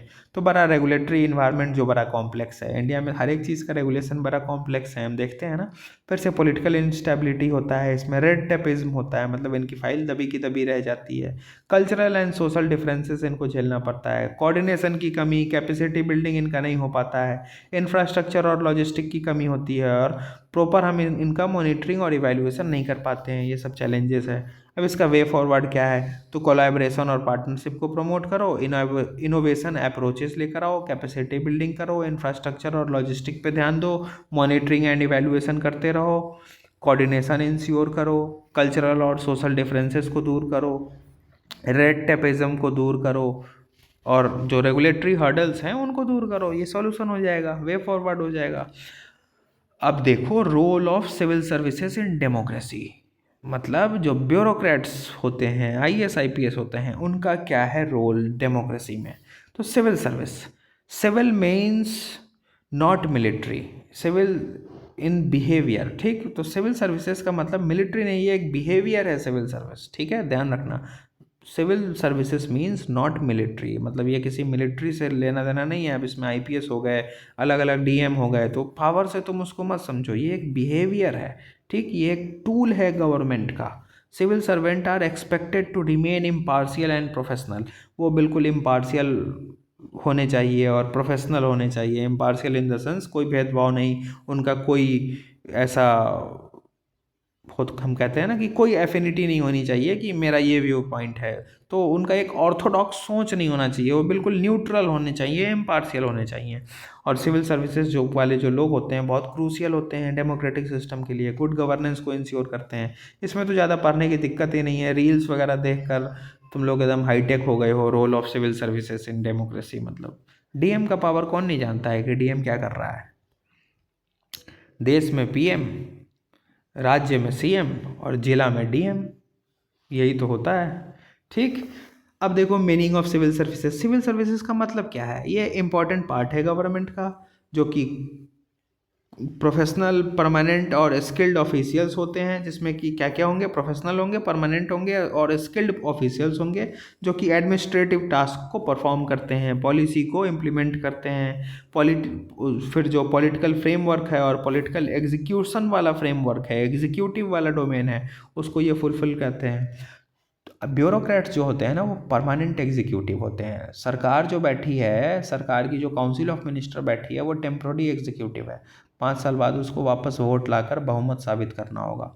तुम एक बार इस सर्विस में आ गए तो अप टू रिटायरमेंट एज तुमको कोई हिला नहीं सकता है, तुम परमानेंट एग्जीक्यूटिव के पार्ट हो, ठीक है। सरकार आएगी जाएगी, डीएम वही रहेगा, ठीक है। तो ये बड़ा क्रूशियल होते हैं इफ़िशियंसी और इफेक्टिवनेस गवर्नेंस में इन्हेंस करने के लिए। अब सिविल सर्विसेज और ब्यूरोक्रेसी का मतलब समझो, तो सिविल सर्विसेज जो है ना, ये पूरे ब्यूरोक्रेसी की ही पार्ट है। ब्यूरोक्रेसी का मतलब ही होता है नौकरशाही, पब्लिक सर्विसेज, पब्लिक सर्वेंट इनको कहा जाता है। Bureaucracy is a broader concept that includes all the administrative function of government.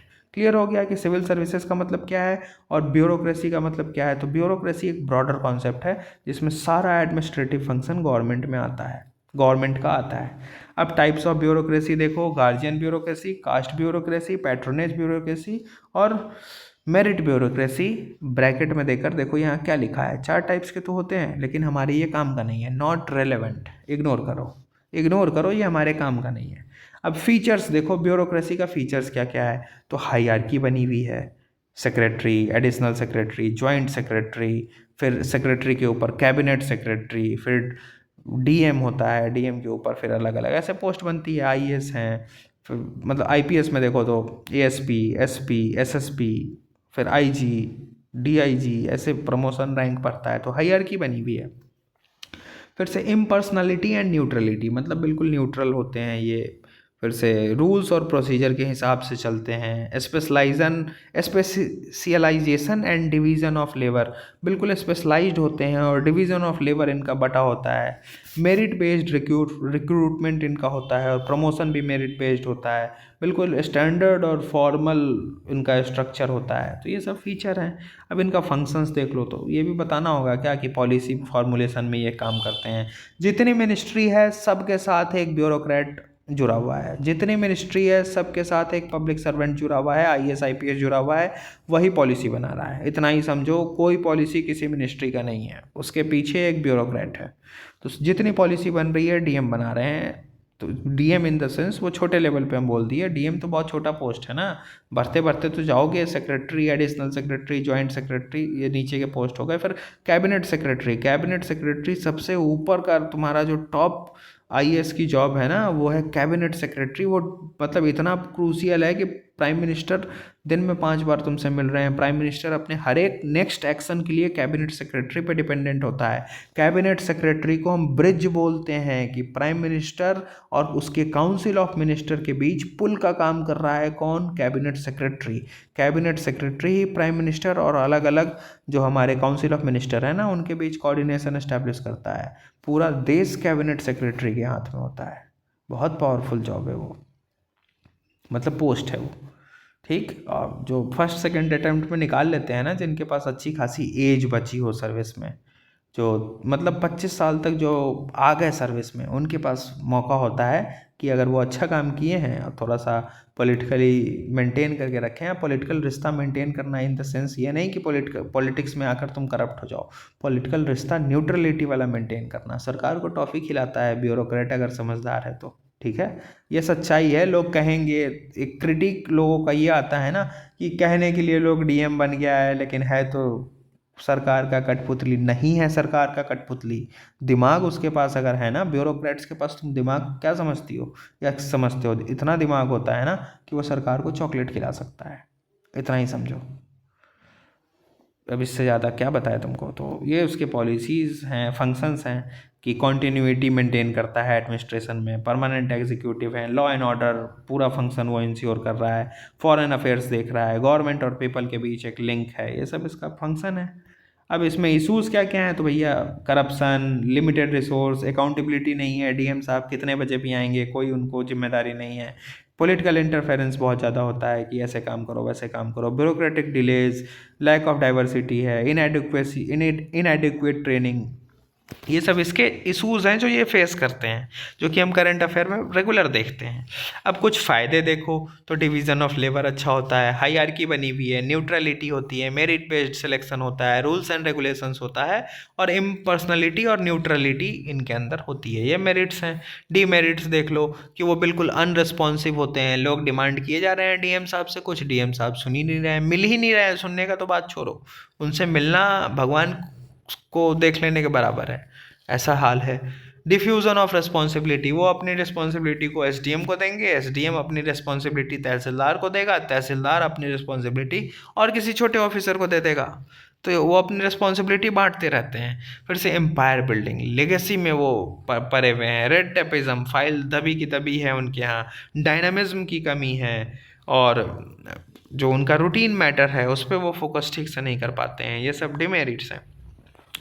अब आखिरी सेक्शन देखो गवर्नेंस का, कि इंडिया में एडमिनिस्ट्रेटिव स्ट्रक्चर है कैसा। तो एडमिनिस्ट्रेशन मतलब क्या होता है? To look after, to manage thing, किसी चीज़ को मैनेज करना ही एडमिनिस्ट्रेशन कहलाता है। अब इंडिया में एडमिनिस्ट्रेटिव स्ट्रक्चर कहाँ से आया है? तो एडमिनिस्ट्रेटिव स्ट्रक्चर जो है ना, वो अर्थशास्त्र में भी मेंशन्ड है।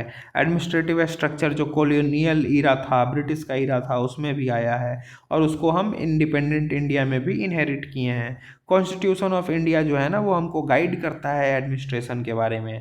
अब नेचर ऑफ एडमिनिस्ट्रेटिव रिफॉर्म्स देखो कि हम एडमिनिस्ट्रेटिव रिफॉर्म्स कैसा कैसा करना चाहते हैं, कैसा होना चाहिए।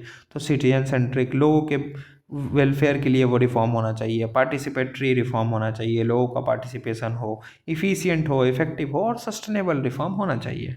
अब कैबिनेट सेक्रेटरी, जिसके बारे में तुमको हम बताए कि सबसे बड़ा पोस्ट है ब्यूरोक्रेसी का, की इंस्टीट्यूशन ऑफ द गवर्नमेंट, सबसे बड़ा इंस्टीट्यूशन है ये गवर्नमेंट ऑफ इंडिया का, जो कि कोऑर्डिनेट करता है और सारा फंक्शन को फैसिलिटेट करता है सेंट्रल गवर्नमेंट का, ठीक है।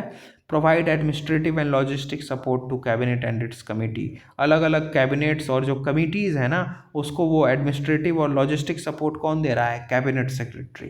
जो सबसे टॉप पोस्ट होता है ना ब्यूरोक्रेसी का, वो कैबिनेट सेक्रेटरी का होता है, जो सेंट्रल गवर्नमेंट में कैबिनेट सेक्रेटरी है, ठीक। साथ ही साथ वो इंटर मिनिस्ट्रियल कोऑर्डिनेशन और कम्युनिकेशन को भी मैनेज कर रहा है, अलग अलग मिनिस्टर के बीच जो कोऑर्डिनेशन हो रहा है, फॉरेन मिनिस्टर डिफेंस मिनिस्टर से बात कर रहा है, किसके थ्रू करेगा, कैबिनेट मिनिस्टर सेक्रेटरी के थ्रू करेगा, उससे वो करेगा। प्राइम मिनिस्टर को बात करना है किसी मिनिस्टर से, किसके थ्रू वो करेंगे, कैबिनेट सेक्रेटरी से करेंगे। पर्सनल स्पेस में भी करते हैं लेकिन गवर्नेंस के मैटर पे वो कैबिनेट सेक्रेटरी के थ्रू करेंगे बात। होम मिनिस्टर को या फिर डिफेंस मिनिस्टर को या फिर फॉरेन मिनिस्टर को अगर प्राइम मिनिस्टर से मिलना है तो अपॉइंटमेंट लेनी होगी कैबिनेट सेक्रेटरी से, कैबिनेट सेक्रेटरी के थ्रू ही वो फाइल रूट होकर जाती है कि किस काम के लिए मिलना है। बहुत क्रूशियल पोस्ट है।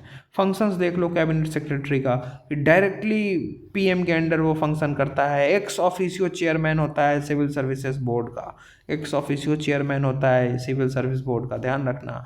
Eyes and year of PM उनको हम कहते हैं, प्रधानमंत्री का आँख और कान है कैबिनेट सेक्रेटरी। तो सोचो कितना बड़ा जिम्मेदारी है उसके पास। मैनेजेस मेजर क्राइसिस सिचुएशन, जो भी क्राइसिस हो रहा है कंट्री में सब वही मैनेज कर रहा है। जितना भी कैबिनेट का एजेंडा है सब वही बना रहा है। जितना भी कोऑर्डिनेशन इंश्योर करना है अलग अलग मिनिस्ट्रीज में वही करेगा। अलग अलग कैबिनेट कमिटीज़ को मैनेज करते हैं। जितने भी राज्य के सरकार हैं उसके साथ कैबिनेट सेक्रेटरी ही कोऑर्डिनेट करते हैं on behalf of central government, ठीक। अब कैबिनेट सेक्रेटरी के 3 विंग होते हैं, एक सिविल विंग, एक मिलिट्री विंग, एक इंटेलिजेंस विंग। सिविल विंग तो पूरा गवर्नेंस देख रहा है, मिलिट्री विंग तो मिलिट्री से रिलेटेड बात देखेगा, और एक होता है इंटेलिजेंस विंग, रॉ, आईबी, खुफिया। ये इंटेलिजेंस विंग दिखती नहीं है, ये डिसअपियर्ड वाली विंग है, दिखेगी नहीं तुमको, ठीक है। ये काफ़ी हिडन चीज़ है क्योंकि रॉ के ऑपरेशंस हाईली क्वालिफाइड होते हैं। तुमको एक पता है इंडिया में एक बजट बनता है ब्लैक बजट।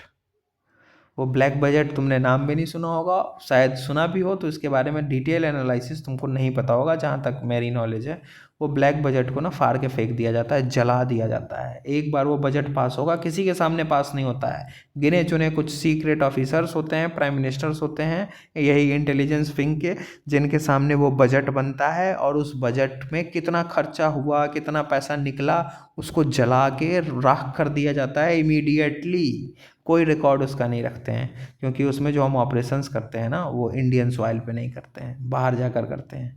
और बाहर जाकर यूनाइटेड नेशन की कन्वेंशन है कि आप किसी भी देश में अपना जासूस या एजेंट नहीं बिठा सकते हैं, लेकिन सब देश बिठा रहे हैं, इंडिया भी बिठाता है। रॉ, आईबी सुना है ना तुमने, मूवीज़ वगैरह अब तो इतनी आ गई है कि ये सब चीज़ समझना काफ़ी आसान है। अब सेंट्रल सेक्रेटरीट देखो तो centre of government administrative machinery का ये होता है। इसमें अलग अलग डिपार्टमेंट्स होते हैं, मिनिस्ट्रीज होते हैं। ये सब पूछेगा नहीं सवाल तुमसे, बस हम नॉलेज के लिए तुमको बस बता रहे हैं, पढ़ लेना इसको एक बार, ठीक। ये ऊपर वाले से पूछ सकता है कैबिनेट सेक्रेटरी के फंक्शन से, और जो हम अभी आगे डिस्कस करेंगे, सॉरी ऊपर जो डिस्कस किए हैं मेरिट्स ऑफ ब्यूरोक्रेसी, डीमेरिट्स, ये सब पूछ सकता है। कैबिनेट सेक्रेटरी का फंक्शन पूछ सकता है, लेकिन ये सेंट्रल सेक्रेटरीट ये सब तुमसे सवाल नहीं पूछेगा। Roles and function of central secretariat ये सब सवाल नहीं पूछेगा, ठीक। कुछ है ही नहीं, कुछ बचा ही नहीं, अब ख़त्म ही करते हैं। तो कैबिनेट, ये कैबिनेट सेक्रेटरी तो हो गया। सेंट्रल सेक्रेटरीट देखो, ये सेंट्रल गवर्नमेंट की सेक्रेटरीट होती है, एडमिनिस्ट्रेटिव मशीनरी। इसमें अलग अलग डिपार्टमेंट होते हैं, मिनिस्टर्स होते हैं जो कि एडमिनिस्ट्रेशन से जुड़े हुए होते हैं, और अलग अलग एडमिनिस्ट्रेटिव हेड्स और उसके सेक्रेटरीज यहाँ आकर मिलते हैं, पॉलिटिकल हेड्स मिलते हैं, मिनिस्टर्स आकर मिल सकते हैं। तो सेंट्रल सेक्रेटरीट इसी को हम कहते हैं। अब इसका फंक्शन देखो तो ये मिनिस्टर्स को असिस्ट करता है पॉलिसी बनाने में, चैनल का काम करता है गवर्नमेंट और other concern agency like finance commission हो गया, आरबीआई हो गया, इन सब के साथ। अब सेंट्रल सेक्रेटरी का देखो पोस्ट देखो तो सबसे इसमें जो टॉप पोस्ट होते हैं वो सेक्रेटरी या एडिशनल सेक्रेटरी के होते हैं। फिर विंग लेवल पे जॉइंट सेक्रेटरी होता है, फिर डिवीज़न लेवल पे डेप्यूटी सेक्रेटरी होता है, फिर ब्रांच लेवल पे अंडर सेक्रेटरी होता है, सेक्शन लेवल पे सेक्शन ऑफिसर होता है, जो कि काम का नहीं है, छोड़ देना। Organisation of ministry of department, तो एक मिनिस्ट्री जो होती है ना, कोई भी मिनिस्ट्री, होम मिनिस्ट्री हो गया, कोई भी हो गया, उसमें कैसे काम होता है। तो सबसे पहले तो पॉलिटिकल हेड होगा, जैसे कि मान लो फॉरेन मिनिस्टर ले लो, तो एस जयशंकर साहब हैं, तो सबसे पहले तो पॉलिटिकल हेड मिनिस्टर होंगे एस जयशंकर साहब। फिर दूसरा उनको असिस्ट करने के लिए एक senior IAS officer, senior bureaucrat होगा, या आईएफएस ऑफिसर जो भी हो, या आईपीएस ऑफिसर भी हो सकते हैं, अब आईपीएस भी जाते हैं खूब।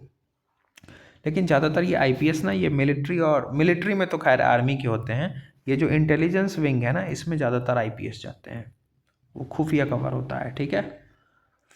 और तीसरा हमारा एग्जीक्यूटिव ऑर्गेनाइजेशन, जो कि एग्जीक्यूट करने वाली ऑर्गेनाइजेशन होगी, वो थर्ड टीयर की होती है। अब इसमें मेरिट्स देखो सेंट्रल सेक्रेटरीट का, कि टाइम टेस्टेड सिस्टम है, हम काफ़ी टाइम से इस सिस्टम को टेस्ट किए हुए हैं, वेरीफाई किए हुए हैं, तो ये लॉन्ग टर्म सिस्टम चला आ रहा है, इसलिए ठीक है, स्टेबिलिटी लाता है। लिंक का काम करता है पॉलिसी मेकिंग और इम्प्लीमेंटेशन में, और जो कॉन्स्टिट्यूशन का कमिटमेंट है उसको पूरा करता है। अब डिमेरिट्स देखो कितने सारे लेवल्स हैं, टू मैनी लेवल्स, देखो ना, विंग, डिवीज़न, ब्रांच, सेक्शन, इतने सारे लेवल्स हैं। पॉलिटिकल प्रेशर इन पे होता है, टीम वर्क की कमी है, और फ्रेगमेंटेशन ऑफ फंक्शन, मतलब इनके फंक्शंस पर टूटे फूटे हैं।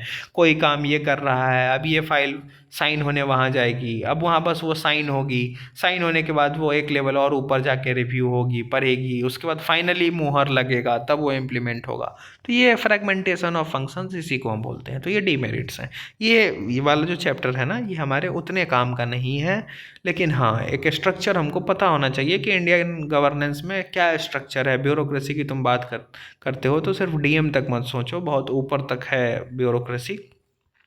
तो थोड़ा सा इसको देख लेना, आउट ऑफ क्यूरियोसिटी देखना, इस चैप्टर से सवाल नहीं आते हैं। किससे?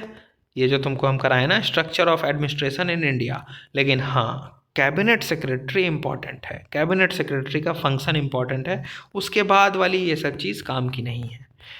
इसके ऊपर जितना कराए हैं ये सब काम का है। तो दैट्स इट, गवर्नेंस हमारा ख़त्म। अब करंट अफेयर टाइम से अगर कर रहे हो, ठीक से आंसर राइटिंग कर रहे हो, तो तुमको एहसास हो गया होगा कि बहुत सारे आंसर्स और बहुत सारे पॉइंट्स तुम अपने मेंस के आंसर राइटिंग में यूज़ कर चुके हो गवर्नेंस से, और तुमको पता ही नहीं है कि वो गवर्नेंस का पार्ट है। तो पूरा गवर्नेंस का जो बेसिक थ्योरी है ना, वो तुमको हम कराती है। इतना ही है गवर्नेंस। अब तुम करंट अफेयर अपडेटेड अपना रखे हो तो गवर्नेंस नहीं छूटेगा, ठीक है। आंसर राइटिंग करते जा रहे हो तो गवर्नेंस से सवाल नहीं छूटेगा। गवर्नेंस से 5-7 साल 10 साल में यूपीएससी ने जो जो PYQs भेजे हैं, अभी हम ग्रुप में डाल देंगे, एक बार पढ़ के देखना। और ये 32 पेज का नोट्स है। That's it, governance complete. और ये 2 वीडियो बना है, एक ये 1 घंटे 20 मिनट का ये, और एक 50 मिनट का वो, मतलब 2.5 घंटा गवर्नेंस ख़त्म। ठीक, चलो टेक केयर, फिर मिलते हैं कल तो संडे है, कल तो टेस्ट होगा। सोमवार को अब मिलेंगे करंट अफेयर के साथ।